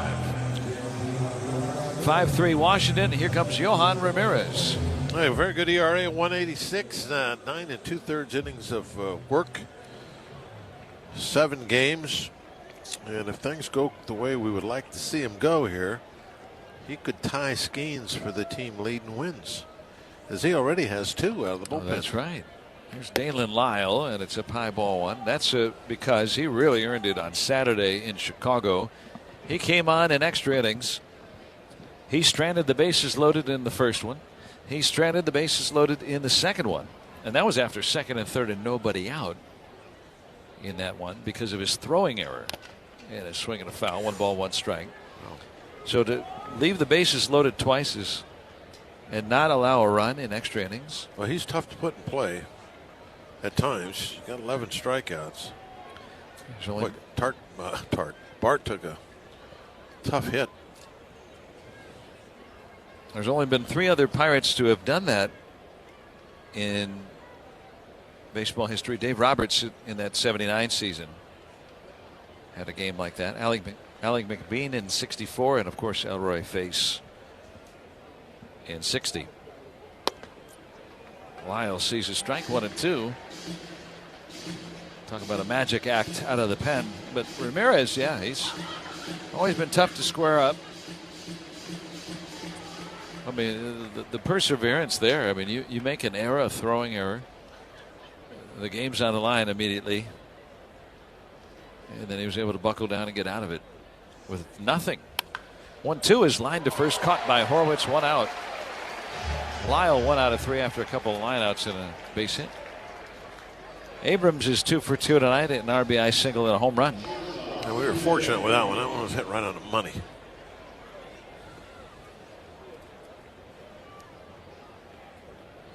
You got to have some Adam balls out there occasionally. Oh, Hearn hit that ball very well to the right fielder Wood. 2 on. They say they all even out. Here's the pitch, and there's a strike. And that has got to be true, because you look at what Brandon Lau did in the game Saturday in Chicago, that game that Ramirez was brought in to protect, Lau gave the Pirates the lead. He had hit a ball really hard against the lefty. It deflected off the pitcher back to the catcher, and then he threw him out at first. So 1-2-3 put out with only one throw. But Lau said that really kind of was the at-bat that made him feel like he got locked in again. The next at-bat that he had, he just spoiled a pitch, put it in play, and the lefty pitcher Thielbar threw it away, and that allowed the Pirates to take the lead on his throwing error. Ramirez delivers a swing and a foul back. And so Lau ends up being, in essence, the hitting hero. He put a ball in play. You could just tell he was doing everything he could just to do that and hope for the best. Very weakly hit ball, but it ended up being enough for the Pirates to win the game. And then what has he done since? 5 RBIs and 2 home runs on Sunday. Swinging a ground ball to first. Horwitz scoops and on to Ramirez covering for the second out. 5 RBIs and a home run yesterday for Lau, and he's already homered again today. I guess that's more than evening out. Yeah. Making it swing the other way quite a ways. I'm a little surprised by this, but the Nationals have Mitchell Parker warming in their bullpen already. After a night where the bullpen was torched, they've only gotten 3 innings out of Michaelis, and they may say that shall suffice. Here's Jacob Young. Yeah, he's down a strike. Starting to leak oil there that last inning. Pirates put up 2 runs. Yeah, with a 2-run lead now. The Maybe Nationals didn't like what they saw. The old eye test still exists. Parker was just called up today, so he may come in the bottom half. 2 outs, nobody on. Ramirez on an 0-1. High 1-1 on a fastball at 96. Keller goes 4 innings, 6 hits, 5 runs earned, 4 walks, and 3 strikeouts. And to tell you how well that he's pitched this year, even after that outing, his season ERA is .286. Still outstanding. And a wave and a miss by Young. It's 1-2. Y-O-U-N-G. Young. Young.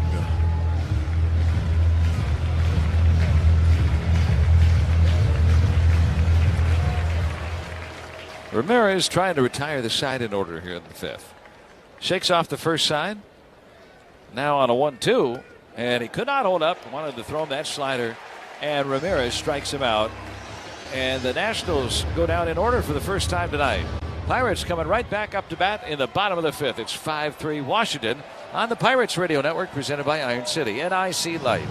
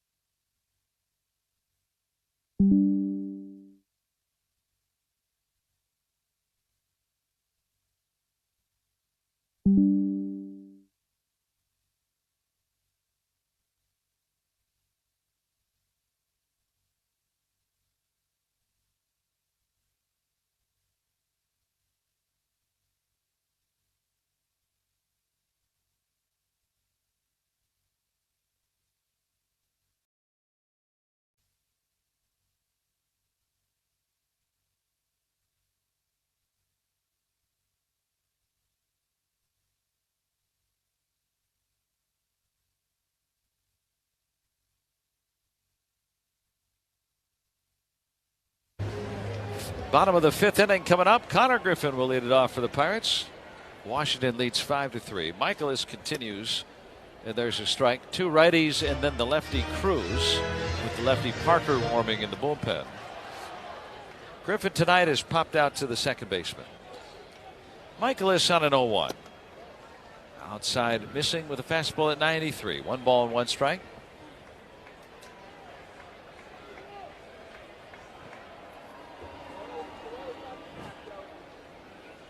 Here's the pitch. Swinging a ground ball to first. Garcia will take it to the bag, 1 out. And we got to pause 10 for an ID here on the Pirates Radio Network.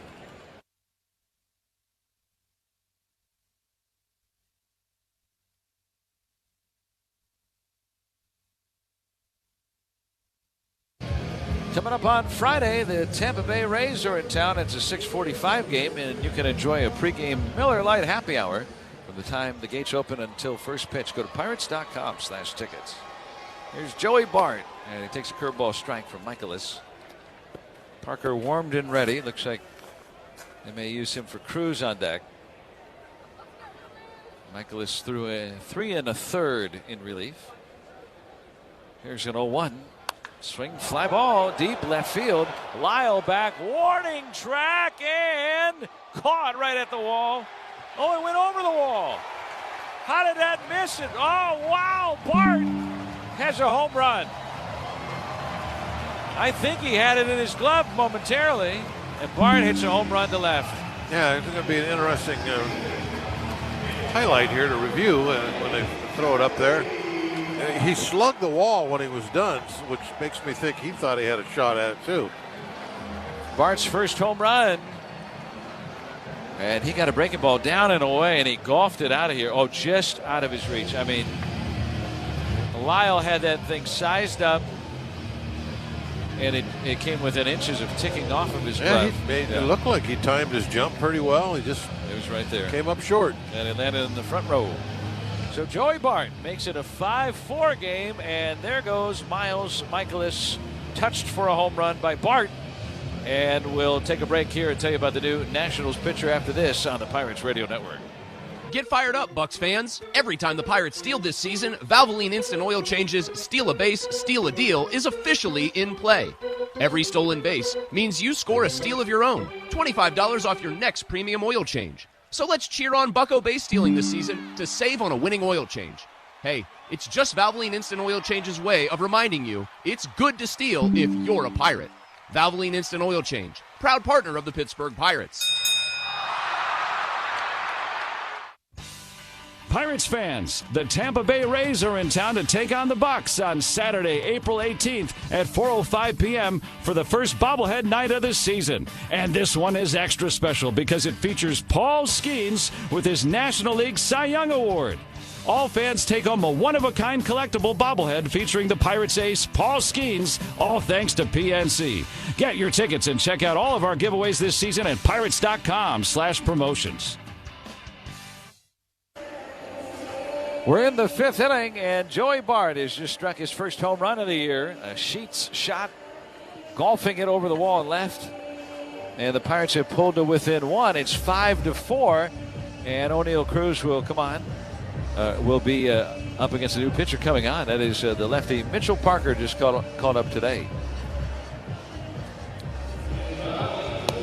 Well, I can certainly, I can see that what they were watching, and they didn't want this lead to be slipping away, so they decided to make the change and go left on left with Cruz. Which has been of little solace as Cruz came into today 5th highest OPS against lefty pitching in all of baseball. Lefties or righty hitters. Parker has a career 5.02 ERA. And this is his first game in the major leagues this year. Swinging a ground ball foul. Cruz is 0 for 2 tonight. Parker went 9-16 for the Nationals last year. Primarily as a starting pitcher. 5.68 ERA. Had a 6 ERA at Rochester. The pitch. Down low, 1 ball, 1 strike.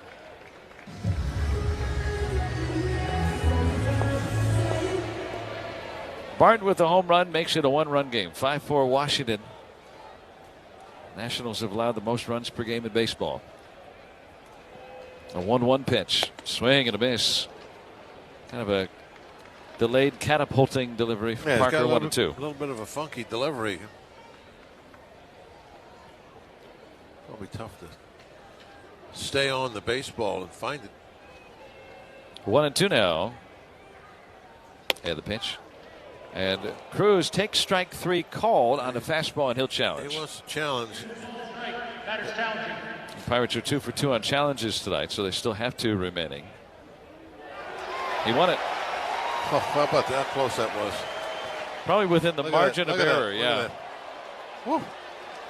1/10 of an inch. Less than 1/10 of an inch. It's within the margin of error of the system, which is 1/6 of an inch. But it counts just the same. I mean, literally a pixel on the scoreboard.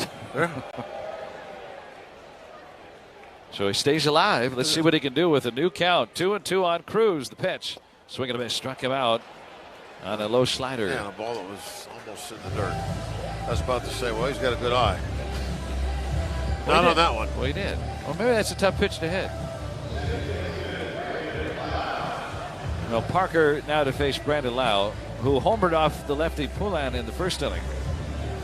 And then drew an 8-pitch walk against the righty Michaelis last inning. Pirates trail 5-4. Lau and Bard have homered tonight. Ozuna 2 for 2 with an RBI. The pitch. High and away, ball 1 from Parker, 94.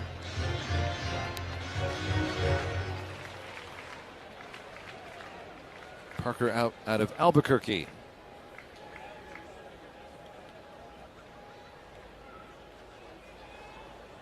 And the pitch. Swing and a miss on that slider. 1-1. Lau in his last 3 games, 11 runs knocked in. He's hit 4 home runs, including tonight. Here's a 1-1 from the lefty. Swing and a miss. Opened up on that slider. 1 ball and 2 strikes.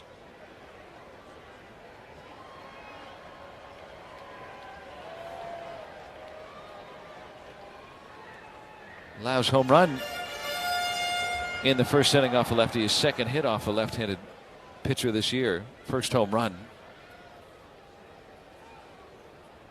Facing Parker on a 1-2. Swing and a miss again. Why not keep going to the slider? That's what he did there. And he gets the 2 lefties to strike out on the slider. But the Pirates get 1 closer on the home run by Bart. We're through 5. It's the Nationals leading 5-4 on the Pirates Radio Network, presented by Iron City. NIC Light. Remember when your sandbox was your construction site? When you dreamt of building skyscrapers and moving mountains? Those video games where you build entire cities? That wasn't just play. Today you can actually build it. From towering skyscrapers to bridges connecting communities, the International Union of Operating Engineers Local 66 turns childhood dreams into rewarding careers. We offer better benefits, retirement plans, and a safer work environment. If you can dream it, you can build it. Learn more at iuoe66.org. At AHN Sports Medicine, we know ballers. Baseballers, basketballers, footballers, pickleballers, even bocce ballers. We also know that no 2 ballers are alike, which is why at AHN Sports Medicine, we use the latest research, equipment, and technologies to build your personalized plan. No matter how hard you want to ball, we see you. Call 412-DOCTORS to get expert care from AHN, the official medical provider of your Pittsburgh Pirates. This season, every Pirates home run does more than just light up the scoreboard. It helps fight hunger. Through Home Runs for Hunger, Sheets will donate $100 for every homer hit at PNC Park to the Greater Pittsburgh Community Food Bank. Get loud, buccos. Every Sheets shot helps provide meals for our neighbors in need. When facing the best hitters in the bigs, Paul Skeens welcomes pressure. But when shopping for a new vehicle, he'd rather avoid it completely. That's why Paul is a big fan of #1 Cochran's Clearly Better Car Buying. It's our exclusive, no-hassle way of doing business, featuring full transparency and no pressure whatsoever. You see, like Paul, we believe hardball belongs on the field, not in the showroom. #1 Cochran. Let's go to the 6th inning of tonight's game. It's brought to you by the Operating Engineers, Local 66. Johan Ramirez to Yorbi Vivas. His pitch fired high for ball 1. 95 from Johan. He retired the side in order in the 5th inning in relief of Mitch Keller. Pirates trail 5-4 after the Bart home run. And a 1-0. Could not hold up on a high and away fastball. 1 ball and 1 strike to Bibas. Millis and Nunez to follow. This is what you were talking about earlier with Keller. You know, when you get that bottom of the order against a team that can really score some runs, the Nationals. Try to take advantage if you can. Inside now, 2-1, and it'll be challenged by Joey Bart. Catcher challenging. Pirates are 3 for 3 in challenges tonight. This one looked inside from up here. Let's find out. Counts 2-1. And it was. So the Pirates down to 1 challenge.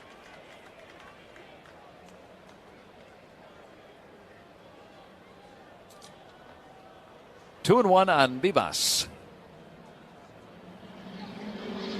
And the pitch. You could hear the fastball from Ramirez there. 2-2. Mason Montgomery, a left-hander, warming in the Pirates bullpen. A 2-2. Bibas swings and misses. Struck him out on a high slider. 1 out. Don't forget to bring your group out for a tour of PNC Park. You can look behind the scenes at the best ballpark in America. There are various types of tours available too, and special group rates. Schedule your tour of PNC Park. Go to pirates.com/tours. Here's Millis. 0 for 2. Swing and a foul back on an inside sweeping slider. Strike 1.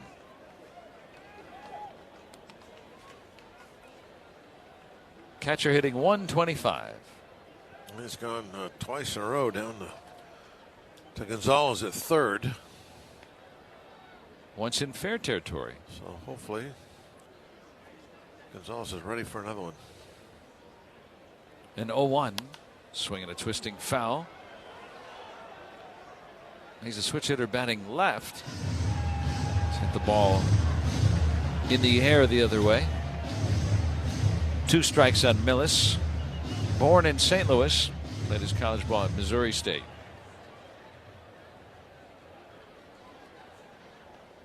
Pirates down a run, 5-4 in the 6th. 1 out, and the pitch.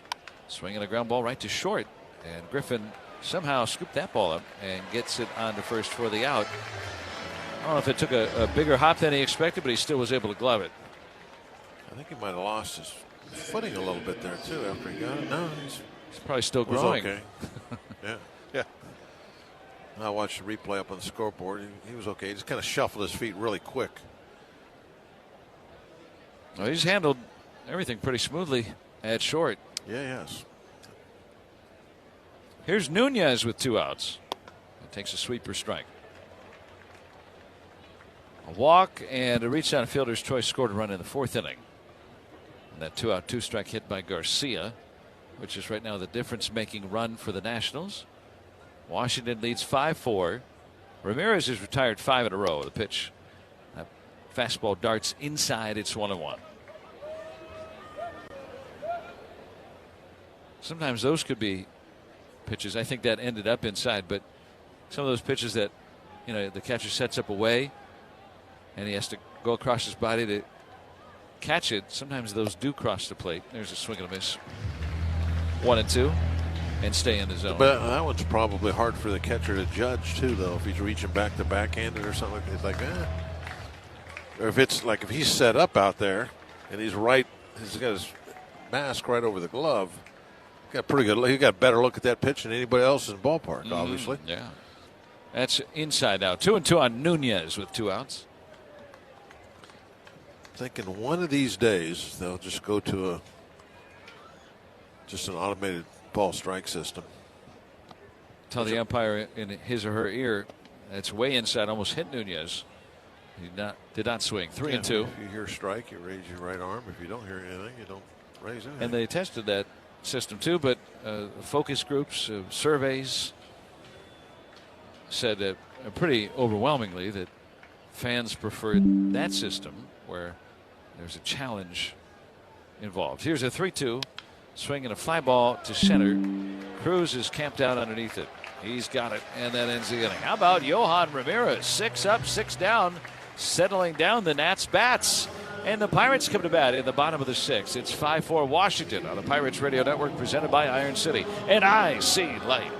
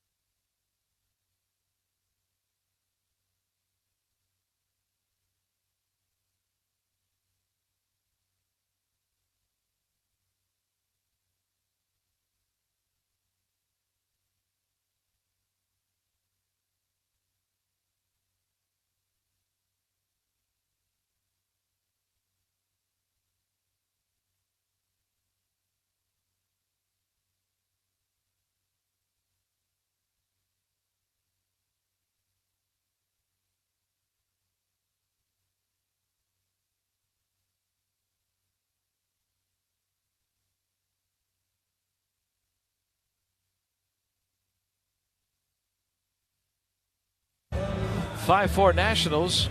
Check out the Bucks Flex Plan. Purchase 10 or more vouchers. You can use them anytime throughout the season. Get your Bucks Flex Plan and learn more at Pirates.com/flex. That's not the website. Strike from Mitchell Parker, the lefty, to Brian Reynolds. Turns around, bats right-handed. He has singled and walked today. Ryan O'Hearn and then Marcell Ozuna, who's 2 for 2 tonight. Parker has struck out the 2 batters he's faced so far. 0-1 and a strike, 0-2. A bullpen game by design for the Nationals. They have held the lead throughout, but that is in jeopardy. Just a 1-run affair currently. Reynolds waits on an 0-2. Swing and a miss, and Parker has struck out the first 3 men he's faced. This is his first game in the big leagues this year. They look pretty sharp right now. Had a 6 ERA in AAA and almost a 6 ERA last year as a starting pitcher in the big leagues. Here's O'Hearn, the lefty, facing the lefty Parker.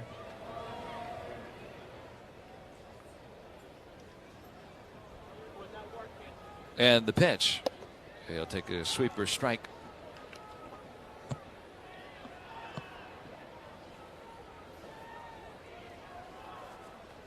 One out, nobody on in the Pirates' 6th inning. 5-4 Nationals. And the pitch swung out and fouled away. O'Hearn has never faced Mitchell Parker.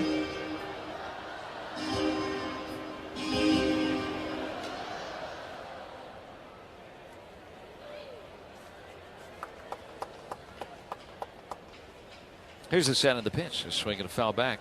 Ozuna, who is on deck.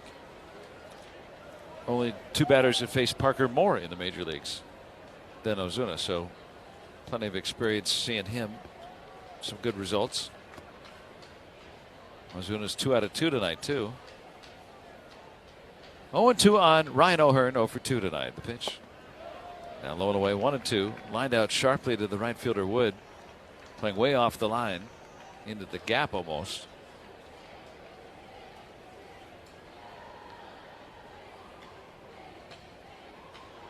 Parker.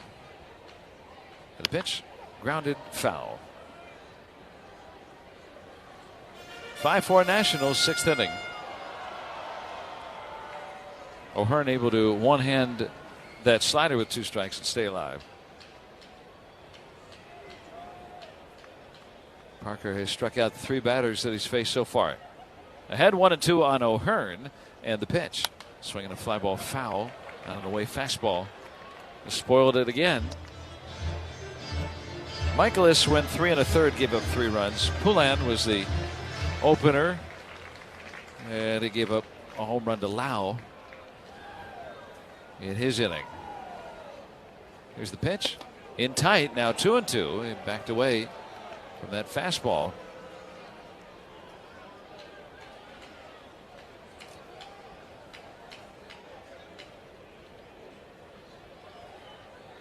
Now the 7th pitch, or the 8th pitch of this bat, swinging a slow ground ball on to second. Nunez has it, and on to first for the out. So the first ball put in play by the Pirates against Parker. 2 outs, and now Ozuna, 4 out of 13 lifetime against him. It's better than 300. Singled in the second, doubled in a run in the 4th. Well, even when we got one in play, it was not hit very well. Looked like a slider jumped in way out to the very end of the bat. Softly hit out to second base. Parker has got us a little baffled here. There's a strike. Vivas will guard the line at third. For Ozuna. Pirates down a run, 5-4. Bart homered tonight. Ozuna's knocked in 1. Gonzalez an RBI bounce out. And Lau's latest home run. The pitch. Swing and a miss. Opening up on a down and in slider. 2 strikes. If he misses out over the plate with that, Ozuna's going to knock that in the second deck and left. But he buried it down and in. 2 strikes. And the pitch. Swinging a loop foul to the right. So now it looks like with 2 strikes a little different. Stayed inside it a little bit better.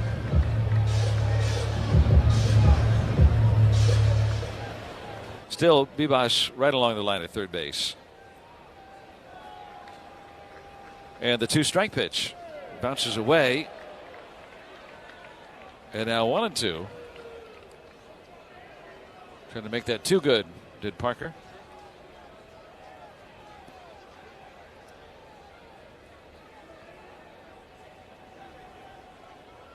Pirates down a run, 5-4, 6th inning. 2 outs, nobody on for Ozuna. Mitchell Parker, the third Nationals pitcher, the lefty.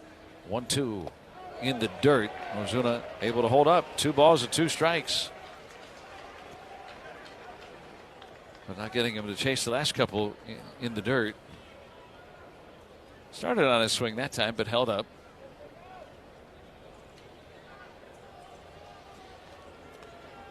Give him that mistake pitch. See what he does with it. 2-2. Down and in. No on the appeal again. 3-2. Won't make the mistake pitch. He's pitching very tough. That ball barely breaking down and in. So he's gotten a lot more conservative after he got to 2 strikes.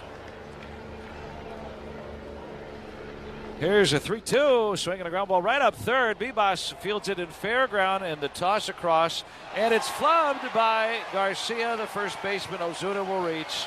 Should be a base hit. And they had him played along the line, too, and they can't make the out. Garcia, the new first baseman, he'd played second his whole career. He's not a good fielder. He got a nice long hop, and that ball hit way out in the grass for him. This has never been a good fielder, Garcia. He's already made 2 errors at first base, but that should be a hit. Oh, the Nationals are kicking themselves, too, because they had him played right along that line. I was trying to argue about playing along the line yesterday. Saved the double. Yeah. So he's at first, a 3-for-3 night for Ozuna. Here is Nick Gonzalez. And the pitch. That's in there for a strike. They're going to call that a throwing error on the third baseman. That's not right.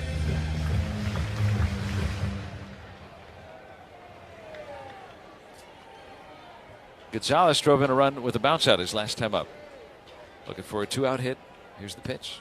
Swinging a foul back. Hung one. Slider that time. 2 strikes.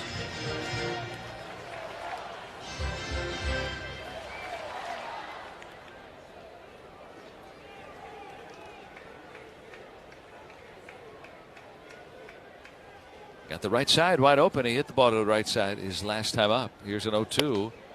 High and in. Hard to do it there. 1-2. That 0-1 slider right down the middle.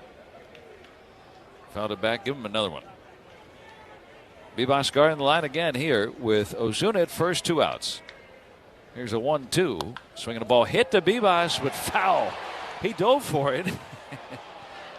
And was in foul territory, just falling down to try to field it on a hop. That's how much he's along that line. Still 1-2 on Nick Gonzalez.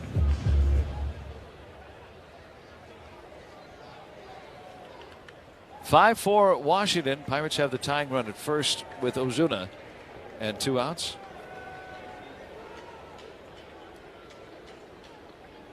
Here's the pitch. Swing and a miss. Struck him out. Threw a split finger pitch, and he was out in front. So the Pirates strand a man, and we're through 6 innings. It's still 5-4 Washington on the Pirates Radio Network, presented by Iron City and IC Light. Game day doesn't just happen. You plan for it. You fuel up before first pitch with fresh donuts. You stay ready through the middle innings with Snuggets. And when it's over, win or lose, you wrap it up with a delicious, decadent milkshake. After all, big emotions call for big sips. Because no matter the outcome of the game, a Sheetz run is always a home run. Why the Sheetz not stop by the official convenience store of the Pittsburgh Pirates? Ball or strike, fair or foul, bring the heat or change it up. And who've you got for the pierogi race? Pirates baseball is full of tough calls, but the beer to enjoy while rooting is never one of them. Icy Light, easy call. Do you have a passion for making a difference in the lives of others? Then join the team of direct support professionals at PMH FOS who empower individuals with intellectual disabilities, autism, and behavioral health needs to live successfully in the community. With a starting direct care wage rate of up to $22.50 per hour and a sign-on bonus of up to $5,000 available for full-time roles. No prior experience or degree is necessary, and we provide comprehensive training. Visit pmhfos.org to find your career and passion today. DQ presents the Blizzard Double Flip Deal. For a limited time, when you buy 1 Blizzard treat, you get a second for just 99 cents. That's 2 Blizzards, 2 spoons, 2 flavors, and 2 flips. So don't miss out on the Blizzard Double Flip Deal, available only for a limited time and happening now at DQ. Because the only thing better than a Blizzard treat is a second Blizzard treat for just 99 cents. It's a deal to flip for. The Blizzard Double Flip Deal. Get it in the app. Participation may vary. Let's go to the 7th inning. And it's a 5-4 Nationals lead. And the Pirates will bring in left-hander Mason Montgomery. He'll face the lefty batting James Wood. And he busts him inside with 98, ball 1. Montgomery this year, 7.11 ERA. He's given up 5 earned runs in his 6 innings of work. Here's a 1-0. And it's high and in 2-0.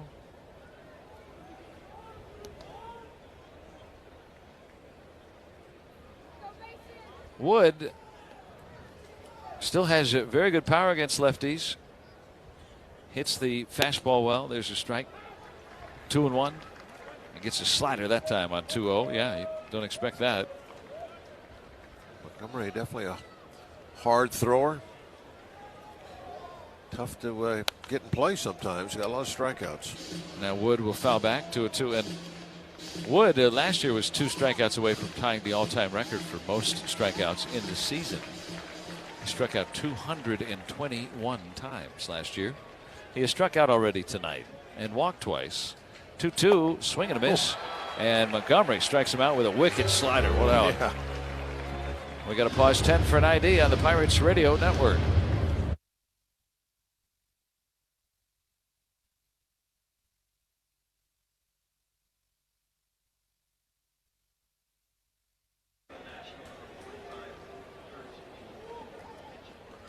Curtis Mead is the pinch hitter, batting for Garcia. He's a right-handed hitter. And the pitch to him, a swing and a foul back, strike 1. And for every Pirates pitcher strikeout in April, Coppers is donating $25 to the March of Dimes. That was a really good one.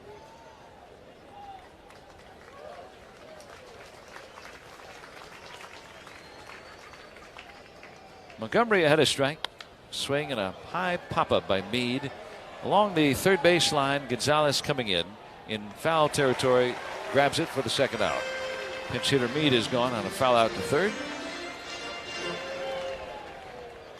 Brady House is coming up. And if you're ready to get into the game, you can play to win with a PA Lottery. Visit PALottery.com or download the app today. Players got to be 18 or older. Please play responsibly. It benefits older Pennsylvanians every day. Montgomery delivers low for ball one. This Pirates bullpen between Ramirez and so far Montgomery, 8 up, 8 down. No one has reached. Keller went the first 4. The 1-0. Swing and a miss late on 100. 1-1. Well, he'll huff and he'll puff. And he'll mow House down. Down low, 2-1. Montgomery, one of the hardest throwing lefties in the game today. In the sport, is what I mean. Here's the pitch. There's a strike. 99, 2-2. Yeah, everything's real hard tonight. Yeah, when he is on with this command, we were talking about command earlier. I mean, you're talking closer. There's a liner into right field, base hit. House able to keep enough of that 100-mile-per-hour fastball and keep it in fair territory the opposite way. That'll go as a 2-out double. Just kind of block that ball because that's all the swing he can get. Yeah, that was just on that ball. He got the head of the bat to it and centered the baseball, so he hit it hard. But then the fortunate for him part is it was right down the line. So a 2-out, 2-bagger for Washington, their first base runner since the 4th inning. Now Dalen Lyle, lefty hitter, swing and a miss. 99, strike 1. 1 out of 3 night. Well, if you're going to come down from down 4 runs, the Pirates were down 4 at one point, now down a single tally. You need your bullpen to come through, and they have done that so far. That's outside 1-1 on slider missing. And that's, indicative of the guys that are pitching when you're trailing. Those aren't your top guys. They come in when you have that narrow lead. Half swing he went 1 and 2. But if you've got a deep bullpen and the guys that come in when you're trailing and they hold the fort down, then you know you got a really good group. 1 through 8. And Ramirez has pitched well this year. Montgomery, a bumpy start, but he is starting to iron things out, looks like.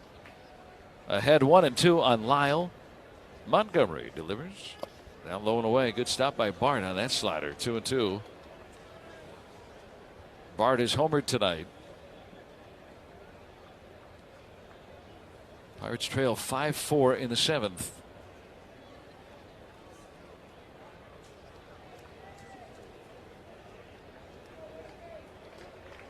House at second with 2 away.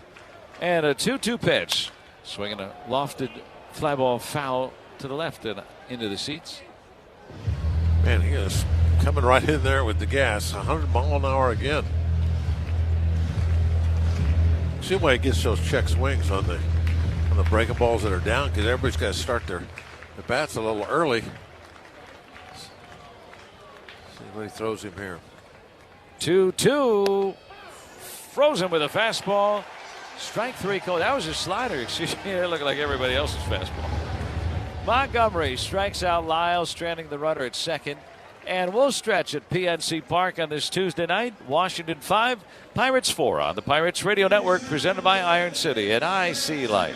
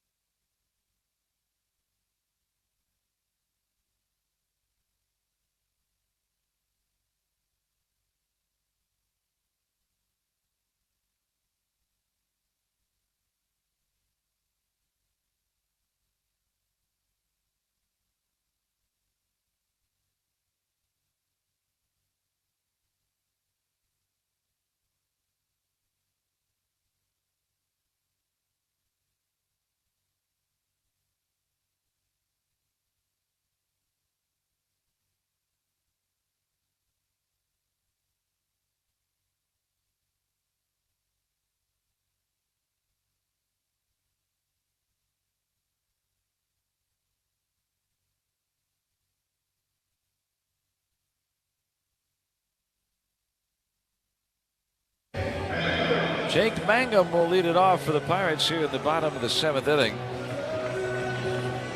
And he'll pinch hit for Spencer Horwitz. Millis will come out and talk with Mitchell Parker. Curtis Mead stays in the game to play first base.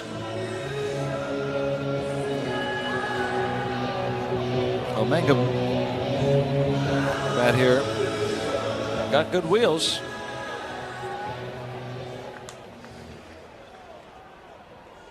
Third baseman Bibas will play in on the grass. Mead will play up the baseline. And the pitch, swing and a miss on a hanging slider, strike one. We need to figure out this puzzle of Parker. I thought they'd put Mangum into bunt here for that very reason. Let's see. Swinging and hitting it past third, and a base hit in left field. Well, however you want to get on, do it. Well, go ahead. I'm sorry. I was going to say, that'll work right there every time. Well, he's hung a couple sliders tonight. That one was a little lower in the zone, but first one swung through. Gonzalez had one out there, but now that one a little tougher to hit, and he was able to smother it. Get the tying run aboard now with good speed. Parker has not been easy to run against. And a toss over. Remember, he was a starting pitcher for 2 years in the major leagues. Only 6 steals against him total. Connor Griffin at the bat. He's 0 for 2 tonight. 5-4 Washington in the 7th. The pitch. Griffin takes high for ball 1. And not much of a leg kick there for a lefty.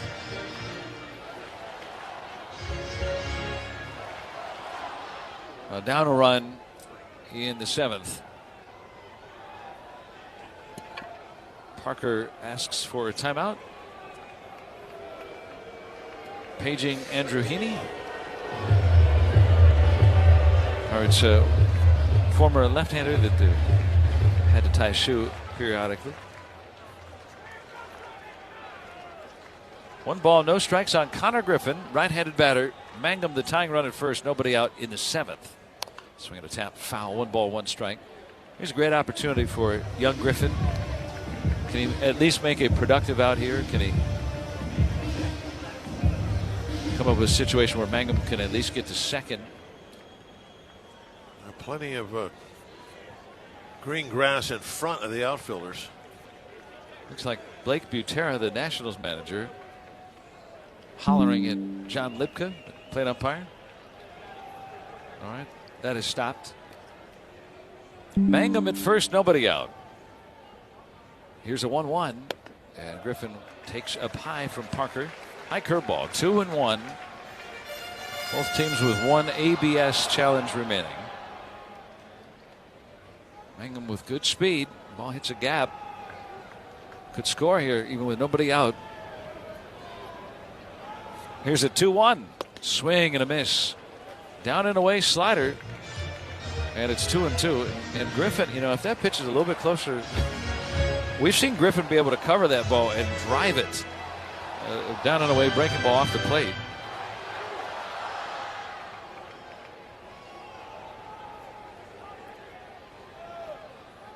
Count even, 2-2. Mangum at first, nobody out.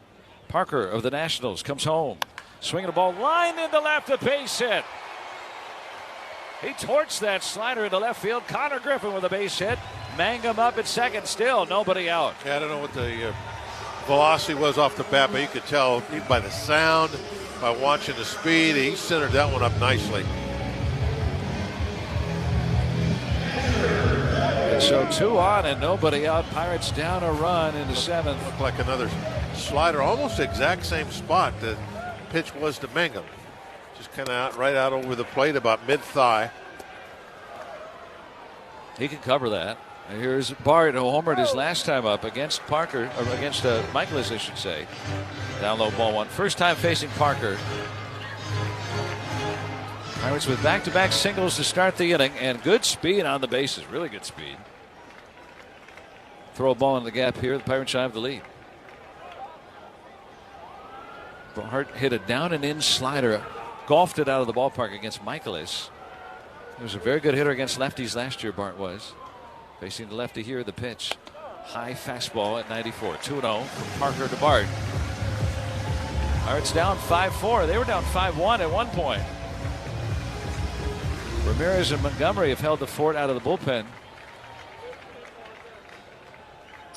Remember we've talked in the past about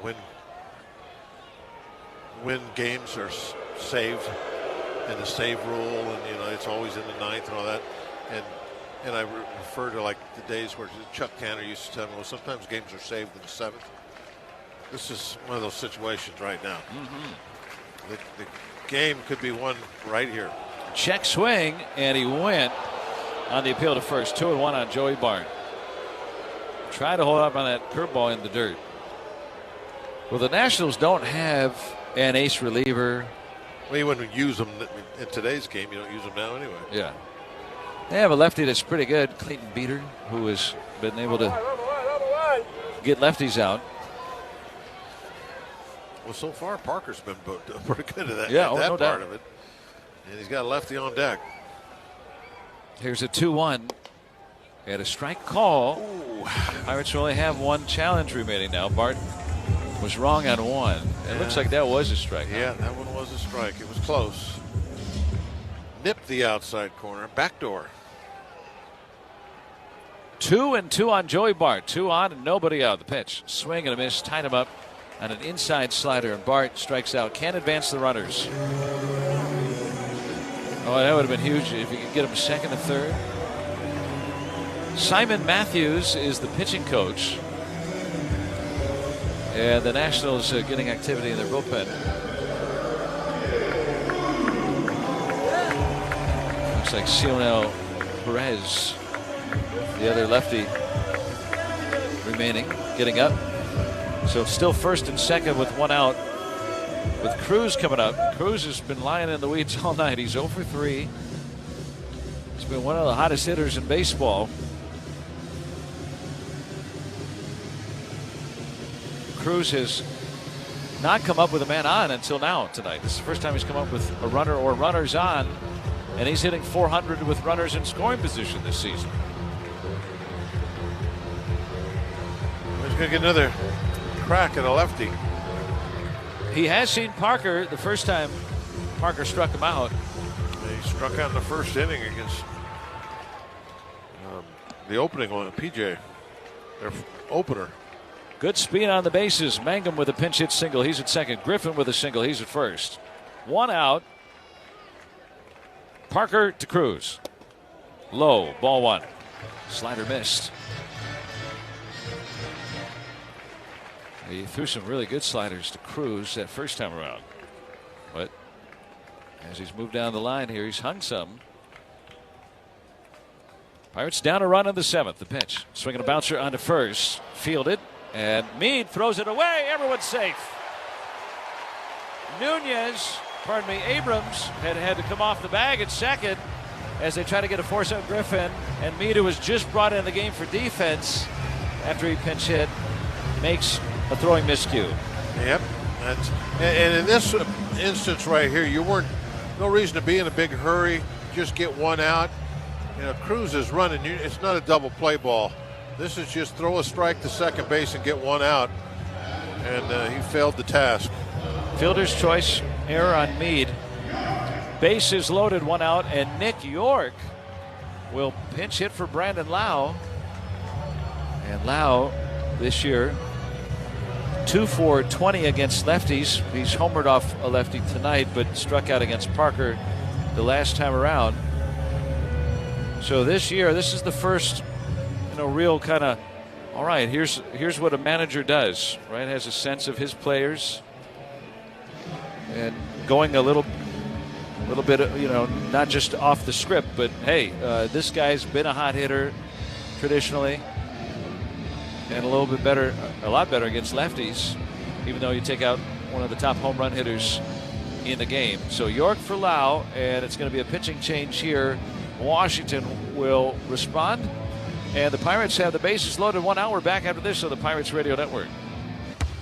At AHN Sports Medicine, we know ballers. Baseballers, basketballers, footballers, pickleballers, even bocce ballers. We also know that no two ballers are alike. Which is why at AHN Sports Medicine, we use the latest research, equipment, and technologies to build your personalized plan.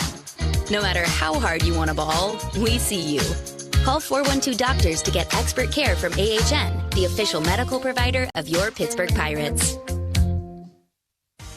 The Tampa Bay Rays come to town on Friday, April 17th for the first Zambelli Fireworks Night of the year. Arrive early to enjoy a pregame Miller Lite happy hour from the time gates open up until first pitch. Then watch the Bucks take on the Rays at 6:40 p.m. And be sure to stick around after the game for an exciting Zambelli Fireworks show thanks to our friends at 93.7 The Fan. Get your tickets and see all the 2026 Zambelli Fireworks nights at pirates.com/fireworks.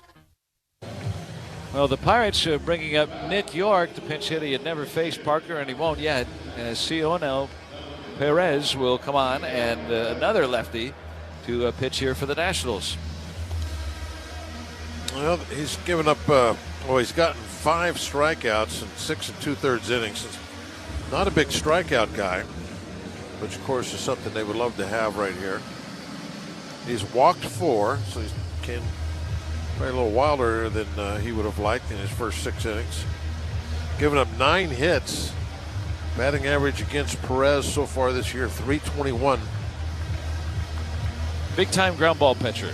So we'll see how this works out. Yeah, he's the get out of jams ground ball guy. And he got the bases loaded with 1 out. He wants to roll a double play ball. And Nick York wants to drive in the tying run, maybe even the go-ahead run here. With the bases full, 1 out. York batting for Brandon Lau. He's also given up 2 home runs already in 6+ innings. York was 0 for 6 last night. And the pitch. And there's a strike. And he had been red hot in April. And go figure, on a night where the Pirates score 16 runs. He's held hitless. But he's still hitting a .289 this season. Lead runner Mangum with speed at third. Griffin with good speed at second. Cruz with good speed at first. Here's the pitch. And in the dirt. Smothered by Millis. It's 1 ball and 1 strike. A tremendous speed on the bases. They're going to play York straight away left field and deep. Young will move over toward right center a bit. And Perez also has a wild pitch already. Keep that in mind. Maybe I'll get 2 of them. 1-1. Backdoor breaking ball stayed away. It's 2-1 on Nick York pinch hitting. York, as a pinch hitter in his career, has singled and walked in his 2 times in the big leagues pinch hitting. 2-1 on him with the bases full. 1 out. Pirates down a run. The pitch. Way outside. 3-1. Nowhere to put him.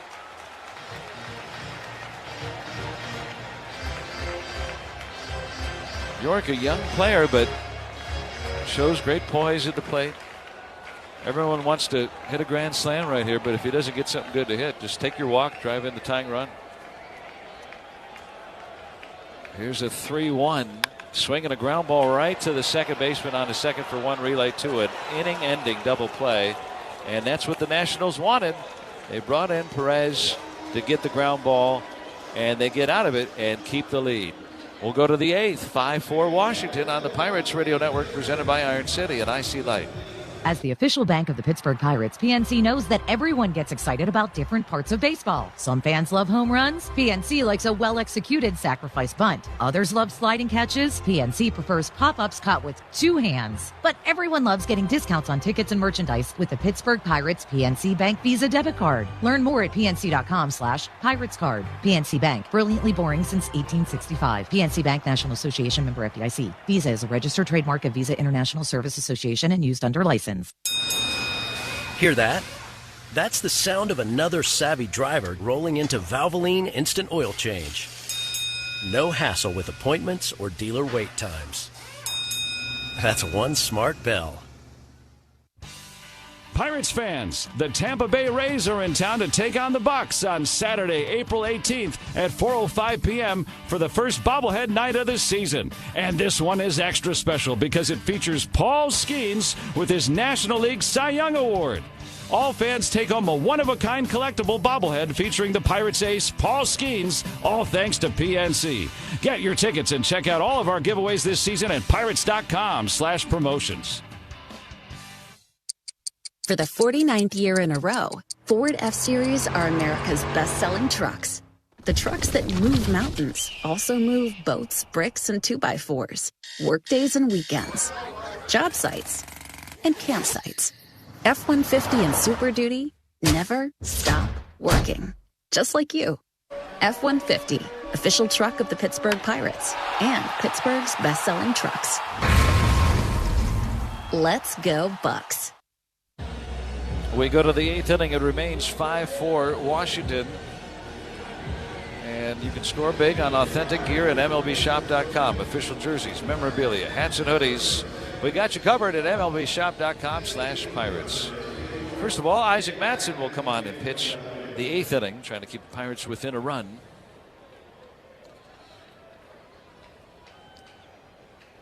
And the first pitch is inside, ball one to C.J. Abrams. He's been busy, hasn't he?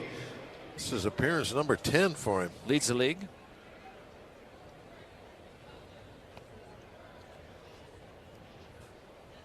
Nick Gonzalez will go to second base. Here's a swing and a ball hit to right. Nick York is in the game in right field, and it'll bang off the wall beside him. Abrams heads to second, and he'll slide in ahead of the throw. A leadoff double by Abrams off of Isaac Mattson here to start this 8th inning. I'm sorry, that's Reynolds in right field. York is in at third. Still trying to get caught up on all the changes. Let's start over here. So Reynolds from left to right field. Mangum is in left field. And then it's Gonzalez at second. York at third. And O'Hearn is at first base.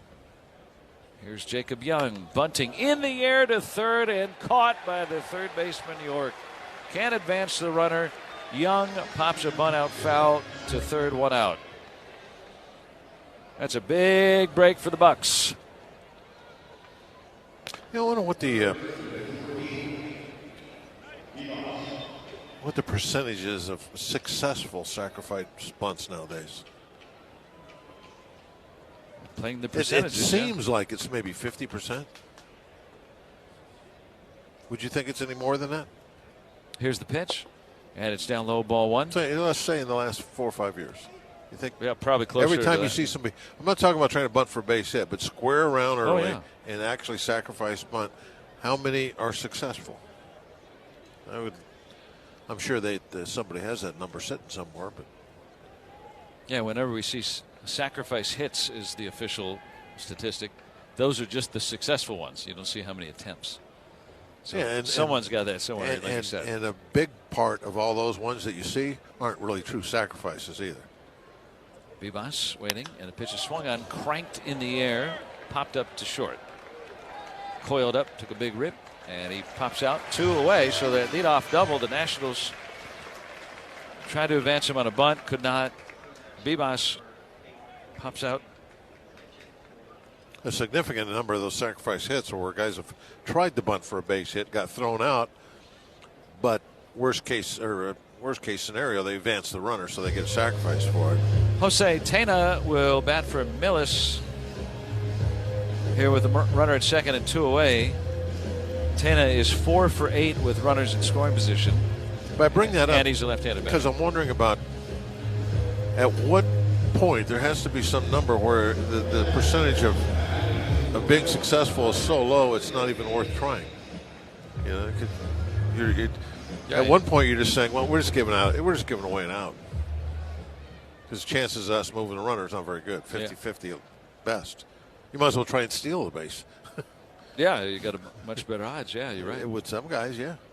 Here's the pitch to Tena, pinch hitting, and he'll take ball one down low at 92 from Mattson. Leadoff double by C.J. Abrams. He's still there with 2 outs. Pirates trailing 5-4, 8th inning against the Washington Nationals. Pirates won last night 16-5. Here's the pitch. And that one's caught a strike. Now it's 1-1. Fastball at 90 from Mattson. As Bob pointed out, his league leading 10th appearance. Good ERA, low 2s. Well, actually, it's 193 now that he got an out. Here's a 1-1 and a swing and a miss. He's late on that fastball at 91. right down the middle, 1-2. And it's a thigh-high fastball center cut at 91, and hitters can't see it from Isaac Mattson. The way that he delivers it.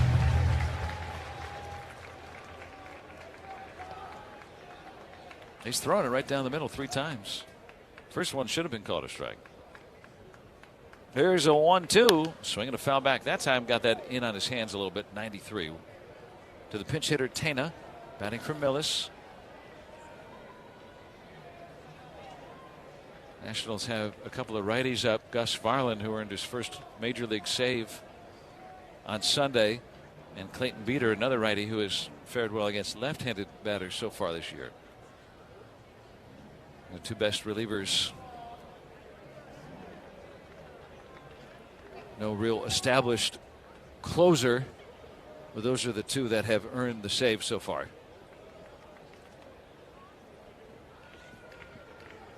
Pirates trail 5-4. Nationals batting top of the 8th. Man at second. That's Abrams. Good runner. 2 outs. The pitch high and away. 2 balls and 2 strikes.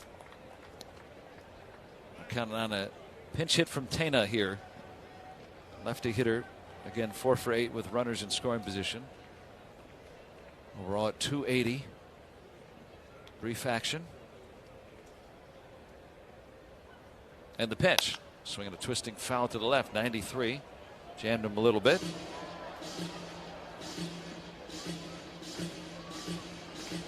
Tena has played less than a full season's worth of games, spread out over 4 years with Cleveland and the Nationals. Still less than 400 career plate appearances.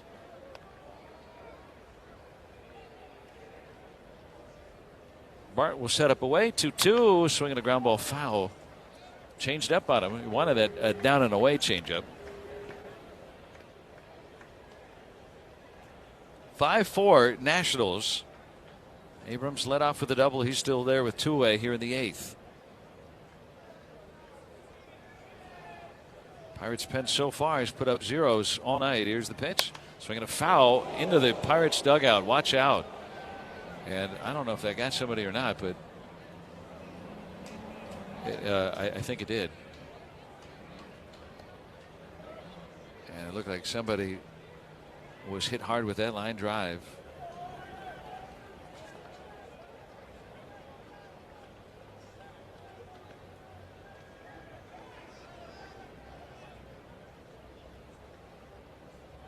Even with those barriers that are out there now, sometimes that ball can still sneak into those dugouts, and it comes in hot. Here's a 2-2. Swinging a foul back. Long at bat here. Longer it goes, more worrisome it becomes.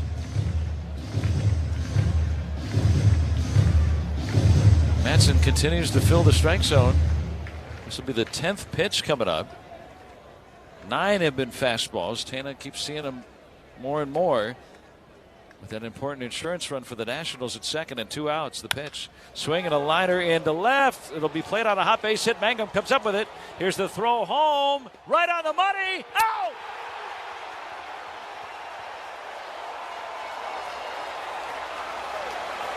Perfect throw. And they're going to challenge. I thought that Abrams slid in just ahead of the tag. You couldn't come up with a better throw from Mangum in left field. And the Nationals will challenge this. I mean, what an effort by Jake Mangum. Dead perfect throw. If it's overturned, it'll be a 2-run lead for the Nationals. Well, the fans here think... Yeah, I think he's out. Wow. I mean, you don't get better. More accurate, more steam on it. What was great about it, too, is Bart stayed out in fair territory. So I don't think that there would be any challenge of blocking the plate or anything. It's going to be legit. You could see that Mangum said, well, should I come in and try to dive for this? He goes, no, I'm going to stay back, get my momentum going forward and play it on a hop and just unload on the home plate. And he could not have put a more accurate throw and more, I mean, right into the path of the sliding runner. I mean, Tom Amansky, eat your heart out. This call under review brought to you by Ring Central, voice of your business. Oh, yeah, he's out. He's out. I mean, that's going to be confirmed. That's incredible. To me, there's no doubt. After review, there was no violation of the home plate collision rule, and the out is confirmed. The runner is out. Yeah, that's it. What an effort by Jake Mangum. That's an incredible. That might be a game-saving play. If the Pirates can come from behind and win tonight, it's because of Jake Mangum's fundamentals and throwing arm, throwing out Abrams at the plate to end the 8th inning. We'll go to the bottom half. 5-4 Washington on the Pirates Radio Network. At Giant Eagle, we're focused on quality, freshness, and all your favorites. Because meals bring us together. Because recipes keep traditions alive. Because the right ingredients make it or break it. Because being part of the neighborhood matters. Because what we pick up at the store is what we bring into our lives. At Giant Eagle, we're always going for better to bring you the best. Because it matters. These days, every stadium in town has about 100 beer options of all types for fans to choose from. And still, only one completes the outfit. Icy Light. A surprisingly easy call. Hey Pirates fans, SeatGeek is the official ticket marketplace of the Buccos. Meaning SeatGeek is the official ticket marketplace of... the official ticket marketplace of... That ball was crushed. And... Did you see that? Whether you're buying or selling tickets to Yinzer games or to any other live event in Pittsburgh, SeatGeek makes it easy to find tickets so you can be a part of every home team win. SeatGeek, the official ticket marketplace of... Let's go Bucks! Looking for extra power? Coppers. Need someone to bring the heat? Coppers. How about calling up the right player at the right time? When it comes to a great utility player, you need someone who can play lots of roles. Luckily, in Pittsburgh, you can always call on Coppers. That's because we protect and preserve critical infrastructure that supports utilities around the country. Power, reliability, connection, speed. We're your ultimate utility player. Coppers, you're up. Protecting what matters. Preserving the future. Coppers. Jake Mangum's dad, John, was a defensive back in the NFL for 8 years. And a swing and a ball caught by Perez. Reynolds lined it right into the glove. 1 out here to begin the bottom of the 8th. 5-4 Nationals. Well, defensive backs, they're great athletes, but they don't need to throw. Mangum could throw, so he decided to go into baseball. And we're all better off for it. As Mangum throws out Abrams to end that 8th inning at the plate and keeping it a 1-run game. Now they're going to look at Perez's thumb that may have been bent backward on that hard line drive that he caught from Reynolds just now. I don't think I've ever seen this. Ruiz is now in to catch. A guy has caught a line drive and calls the trainer out? That's baseball.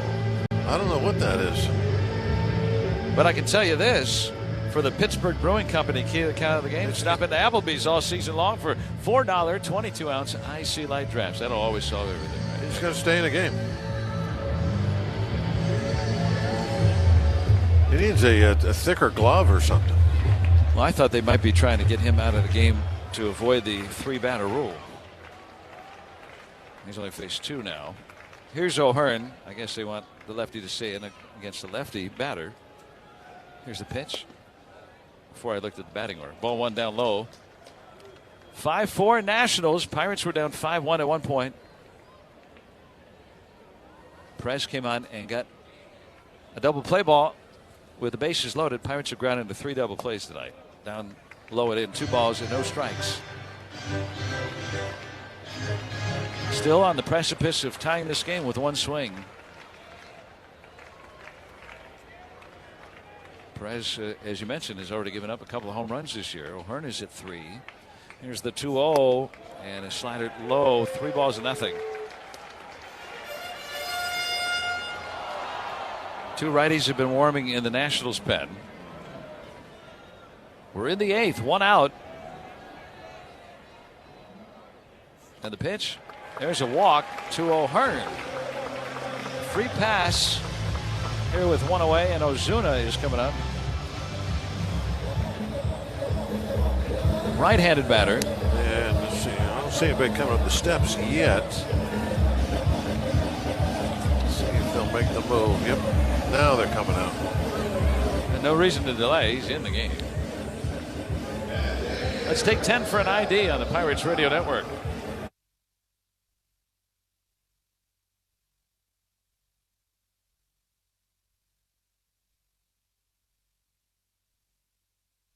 And Perez has satisfied the 3-batter rule.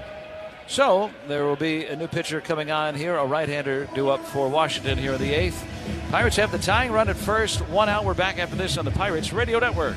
As the official bank of the Pittsburgh Pirates, PNC knows that everyone gets excited about different parts of baseball. Some fans love home runs. PNC likes a well-executed sacrifice bunt. Others love sliding catches. PNC prefers pop-ups caught with 2 hands. But everyone loves getting discounts on tickets and merchandise with the Pittsburgh Pirates PNC Bank Visa debit card. Learn more at pnc.com/Pirates card. PNC Bank, brilliantly boring since 1865. PNC Bank, National Association, member FDIC. Visa is a registered trademark of Visa International Service Association and used under license. The Pirates and PNC are going to bat for local small businesses by highlighting a different business each month. This month, the spotlight is on Swing City Sports. Take your game to the next level at Swing City Sports, Moon Township's premier baseball and softball training facility. They offer private lessons, pitching and catching clinics, cage rentals, full facility rentals, and summer camps. Swing City Sports, where players put in the work and see real results. To learn more, visit swingcitysports.com. We're in the bottom of the 8th inning, and the Pirates are down 5-4, 1 out. Ryan O'Hearn is the tying run at first base, and the new pitcher coming on for Washington is Clayton Beeter. Take a look at Beeter's numbers here. 8 games now for him, kind of busy. 7 2/3 innings of work. He's been wild. 6 walks. 7 2/3 innings. Make sure he's throwing strikes.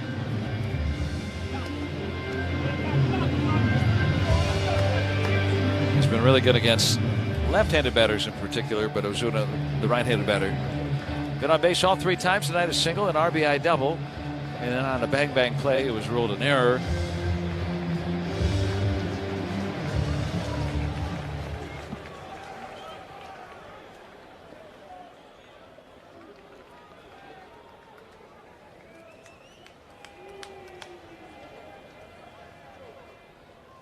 And the pitch. And the right-hander delivers low, ball 1. 5-4 Washington, the tying run at first. Pirates have Cook and Davis on their bench. O'Hearn has now moved to first base. Horwitz is out of the game now, so have to jumble things at first base if you wanted to run for him. May not want to do that. Here's the 1-0. And there's a strike, 1-1.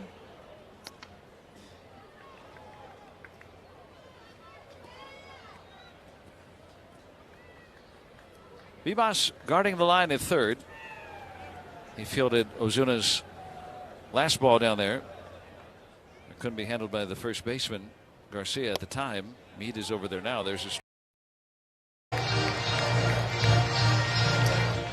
1-2 on Marcell Ozuna. If he hits one out of here, the Pirates will have their first lead of the night.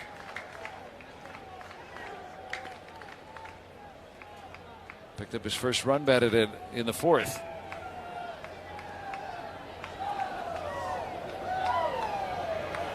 Beeter, the right-hander. Here's the 1-2. A swing and a fly ball to the gap in left center field. And this is caught by Lyle. And O'Hearn will have to race back to first. That's an incredible play by the left fielder, cutting that ball off from the gap in left field on a diving catch. That's an incredible play. Yeah, that was, talk about game savers. There's been some plays that have definitely had big effect on this game, and that was one of them. He almost overran it. He had to catch it at his waist. Yeah, he caught it about waist high, kind of almost like a open glove, Willie Mays style. If that ball isn't caught, I was hoping scores even with 1 out. I was hoping that when he ended up going down to the ground, and maybe I'd see that ball rolling out of the glove somewhere, but held on to it. Umpires are converging here. The crew chief review of the touch at second base. So the Nationals are asking for a crew chief review. Did O'Hearn retouch second base? And if he did not, then he is going to be out. Well, he never touched it initially. Well, but he may have ran to the wrong side of the bag. Yeah. So he went to the third base side of the bag. And so he never initially touched second, but didn't retouch it going back. And the Nationals may have a beef here. I didn't see, did they do the official appeal over to first? Or can they just do that on replay now? I haven't seen this happen in a long time on the retouch with replay. And we'll find out from New York. There's a definite case here for the Nationals. They might get themselves out of this inning. Well, he definitely did not touch the base. He did put one foot over on the third base side of the bag. That does establish that he's been on that side now. You know what? As he leaves, it's kind of head back. His foot looks like it might. Yeah, it's hard to tell. It's inconclusive. Let's find out. After review, the call on the field is confirmed. The runner does not have to touch second because he didn't touch it the first time. Okay, there you go. Safe. All right. So the umpires got it right. You can't retouch second if you didn't touch second. No. So there you go. But if you, there's something about going on the, like for instance, just for argument's sake, if you run around the base, like going toward third, and it's caught, you can't just run it back across the middle of the diamond to first, even though if you didn't touch second. Gonzalez bats with O'Hearn at first, the tying run, and 2 outs in the 8th, and he takes ball 1 down low from Beater. But now that's an exaggeration, obviously, on my part of a situation. Here's the center of the pitch, way up high, 2-0 to Gonzalez.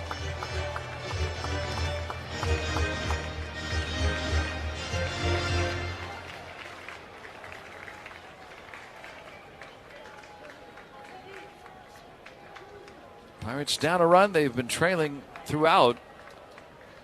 Got the tying run out there in the 8th. The pitch, swing and a foul back.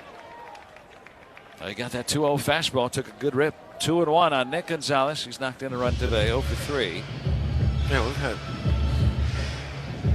a lot of ball strike appeals today. And we had a couple of plays that New York's got involved in, had to look at now.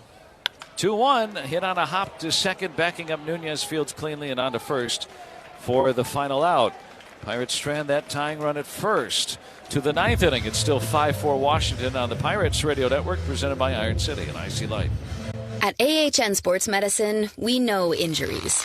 Tears, tweaks, pops, pulls, strains, sprains, and of course, breaks. Ow. We also know that no 2 injuries are alike, which is why at AHN Sports Medicine, we offer advanced surgical options and specialized sports performance physical therapy. At AHN, we see you. Call 412 Doctors to get expert care from AHN, the official medical provider of your Pittsburgh Pirates.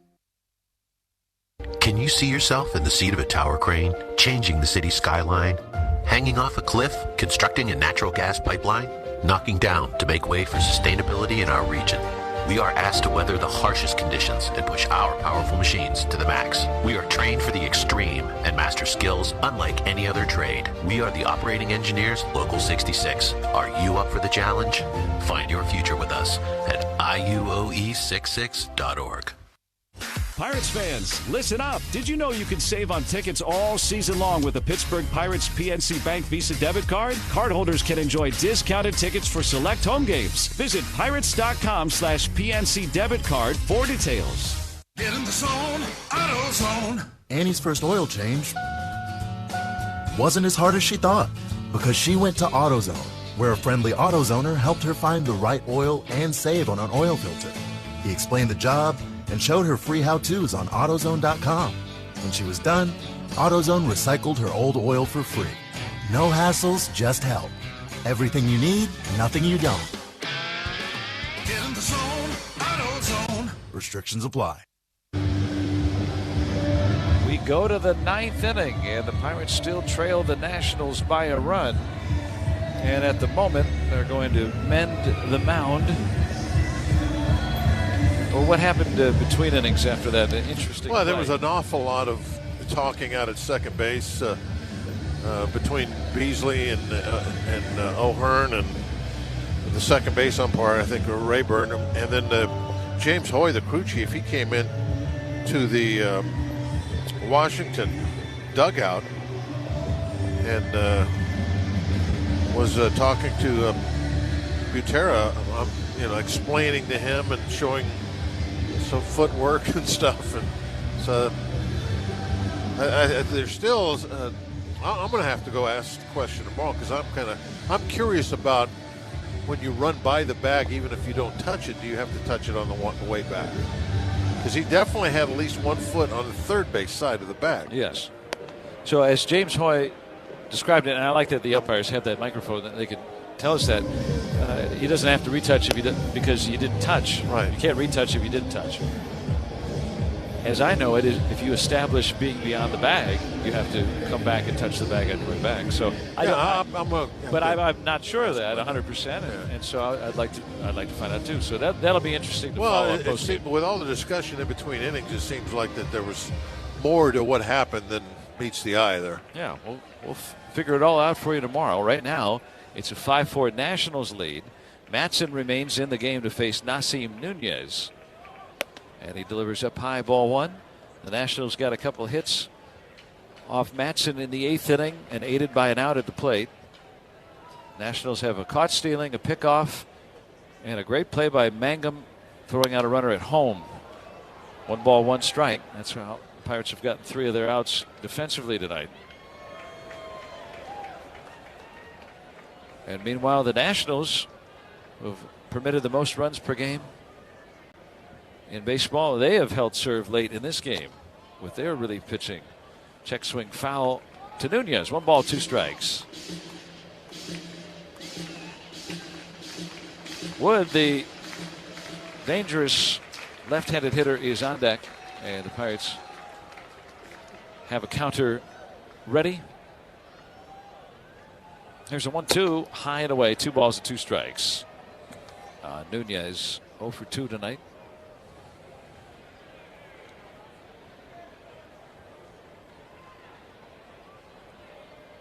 Play him to the opposite way in the outfield by a good bit. And the pitch is swung on, hit that way to left. Mangum back just a few steps. He was right in the right spot. 1 out. Now Wood. Now Matson, known for his ability more to get righties out.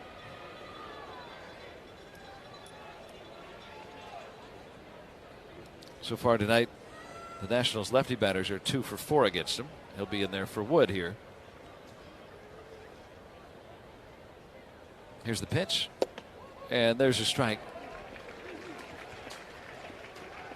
Matson pitching in his 10th game this season, trying to get 2 innings out of him perhaps.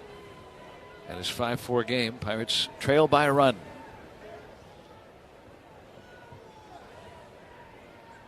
Here's an 0-1. And it's outside. 1 ball, 1 strike.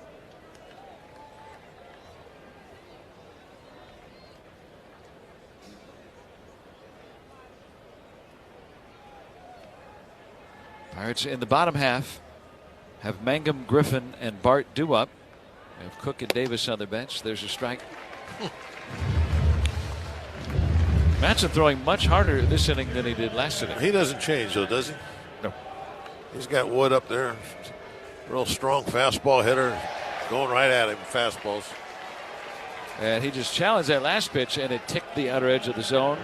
The Nationals are out of challenges, and it's 1-2 on Wood.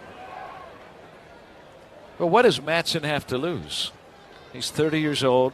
He went in and out of professional baseball, or affiliated professional baseball, pitching independent baseball, swinging a foul back, and found footing in Western PA, where he grew up. Grew up near Erie. Pitched at Pitt. And pitched for the Wild Things before he ever pitched for the Pirates. And he was one of baseball's better relievers last year. Swinging a looping foul left side. It'll tail toward the seats. And in it, 1-2. Spoiled that changeup that time. It's kind of unusual to see. You had to change up the other way, foul. Yeah, good point. It's late on that changeup. Yeah. 1-2 to the left-handed batter, and the pitch. Swinging a foul, laid on that down and away fastball that he. 96 that time. Fouled away. Madsen threw a fastball at 90 in the 8th inning, and now here in the 9th, he's gotten loose.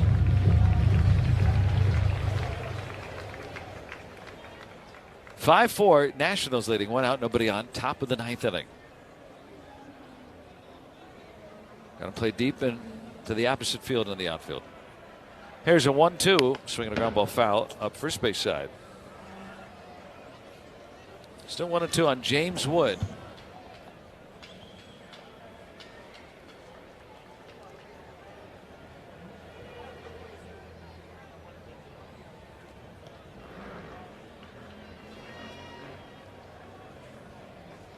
Base is clear. Madsen coming home. Skips up there on the change now, 2-2. Curtis Mead on deck.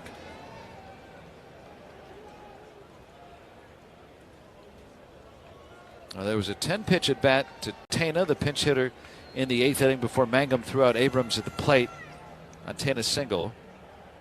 This will be the 9th pitch to Wood. Madsen had 28 pitches here with 1 out in the 9th in the 2nd inning. The pitch high and away, 3-2.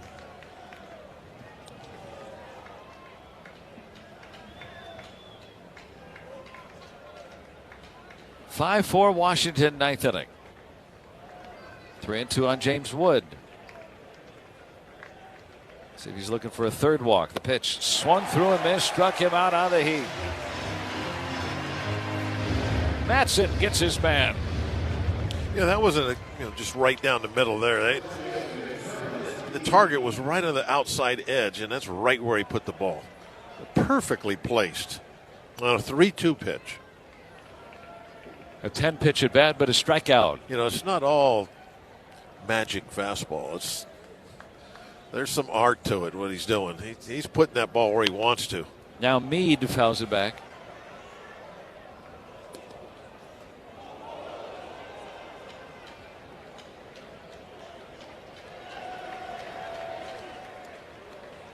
And you won't hear Meade whine about being in the game.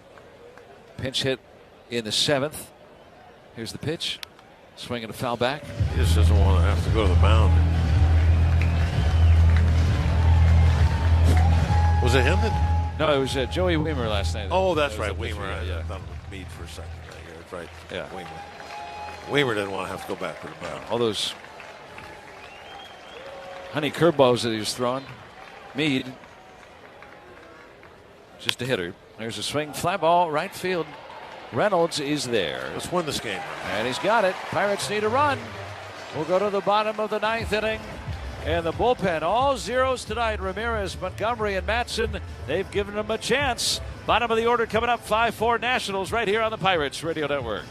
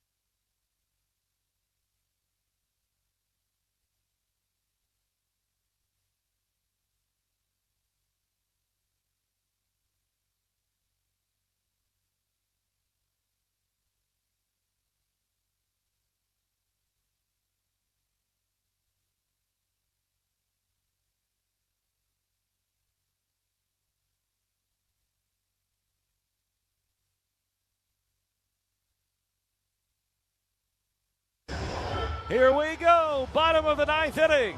Pirates down a run. 5-4 Nationals. If they score, they can keep this thing going. If they get a pair, they're going to walk off winners tonight. And they're going to try to do it against the Nationals right-hander Gus Varland. Well, Varland's got 2 saves on the year. Or no, take that back. 1 save on the year, 2 save opportunities. This will be his 6th appearance. Got 6 strikeouts and 5 innings of work, giving up 3 runs. That save on Sunday was the first of his entire major league career. Never been in that situation much often before. Like you said, 1 out of 2. And now being asked again to try to convert the save. Last night's ending pitcher, Joey Wiemer, is in the game in right field for defense for Wood. More rangy right fielder. Jake Mangum saved the day with his arm and had a base hit the only time he's batted. Vivas plays in at third. Bunt shown. He'll take it back and take a strike from Varland. Out of the Twin Cities. Played at tiny Concordia University in St. Paul. Little time with the Brewers, Dodgers, White Sox, and now the Nationals. The pitch. Swing and a miss. Tardy on 95. 2 strikes on Jake Mangum. Well, the Pirates come back and tie or take the lead. Mangum throwing out C.J. Abrams at the plate in the 8th inning on an absolutely perfect effort on his throw from left field. That will be noted as the difference-making play. He might end up scoring the tying run. 0-2 pitch. Swinging a fly ball center field. Young backing up near the track. He'll make the catch, 1 out. Now we got to step aside 10 seconds for a break on the Pirates Radio Network.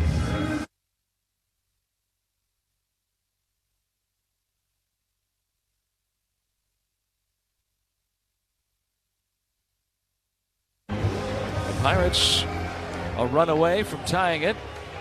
The Nationals 2 outs away from winning it. Connor Griffin looking for home run number 1 in his career. Swing, fly ball, right field and deep. Wiemer started in on it. It'll bang off the wall.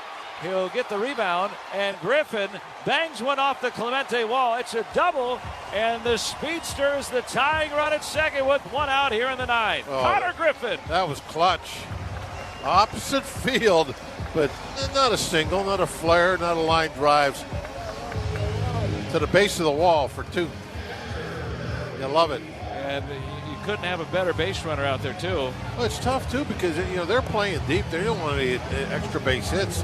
They can't have a guy on second base. But they still couldn't prevent it. Not deep enough. Joey Bart is homer tonight. He's batting here with Griffin at second. He's the tying run, the pitch. And it's outside ball 1 from Gus Varland. Trying to close it for the Nationals. 19-year-old Connor Griffin represents the tying run. 5-4 Nationals, 9th inning, 1 out. Bart batting. And the 1-0. And he'll look at a strike from Varland. 96 from the right-hander, 1-1.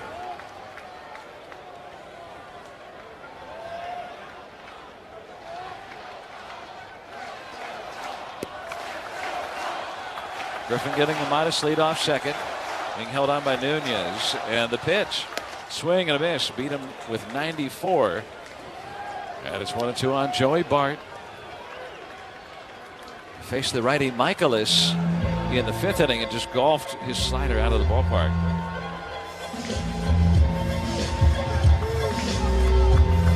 Griffin is the tying run after his double. He's at second with 1 out in the 9th. 5-4 Washington. Gus Varland delivers. Off the outer edge, he missed. 2-2. Pirates still have 1 ABS challenge remaining if they need it. They can't take it home with you tonight. Use it this inning. Use it if you think you got it. Yeah, I mean, use it kind of like Reynolds did. Here's a 2-2. Bart takes way outside. 3-2. O'Neill Cruz is waiting in the on-deck circle. Yeah, Reynolds did a great job on his tonight. It was an important situation. It was a 3-2 pitch. Meant the difference between striking out and ball 4. And he ended up scoring in the inning. 3-2 to Joey Bart with Griffin at second. Here's the pitch. Way up high, ball 4. Now the Pirates have the winning run on. And Cruz is coming up. We'll have a pitch runner at first base. That'll be Billy Cook for Bart. Cook represents the winning run. Cruz is 0 for 4 tonight. Working on a 12-game hitting streak. What better time to extend it than right now here in the bottom of the 9th inning with your club down a run. He's helped the Pirates win so many games already this year. One of the best offensive players in baseball. Facing a right-hander with a smidgen of major league experience and has seldom been in these late game situations to try to preserve a lead, but earned his first ever save on Sunday. The dangerous O'Neill Cruz at the plate for the Pirates. Griffin, the lead runner, the tying run at second. Here's the pitch. Down low, ball 1. And exhibited the patience in that game yesterday. A couple times down 2 strikes, ended up working a walk once with the bases loaded. You know, if he doesn't get anything good to hit, not getting himself out. York is on deck. Here's a 1-0 and a strike. It's 1-1. Got a slider in there. York on deck had pinch hit for Lau in the 7th. Cruz batting. 2 on, 1 out. The pitch. Swing and a miss. Big rip on 96, and it's 1-2. He wanted a game-winning home run right there. First time I've seen him take that big of a swing in a while. Yeah, good pitch to hit. That was middle of the plate. You want him to swing at those. Here's a 1-2, way up high, 2-2 from Varland. Need a ball in play with Griffin, the tying run at second base, and the winning run. Cook pinch running at first. 1 out in the bottom of the 9th. Pirates trail 5-4. Trying to come from behind. They were down 4 runs at one point. Facing the Nationals and Gus Varland. The pitch. Swing and a miss. Strikes out on a fastball. And now it's going to be up to Nick York, who was brought in to pinch hit for Lau against the lefty in the 7th. Now to face the right-handed Varland here with the game on the line.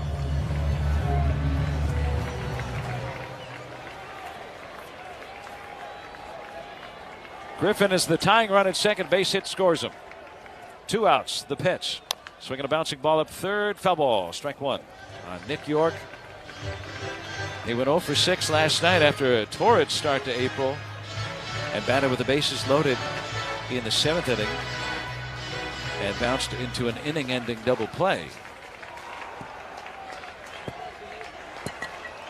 With Griffin's good speed, a base hit here with 2 outs likely scores him and ties this game.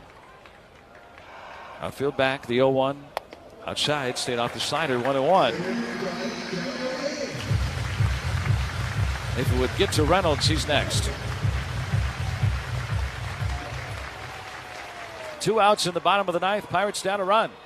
Griffin has doubled. He's at second. Cook pinch running at first. The pitch. Right there for a strike. Got a 1-1 fastball right in there. And now he's behind in the count 1-2.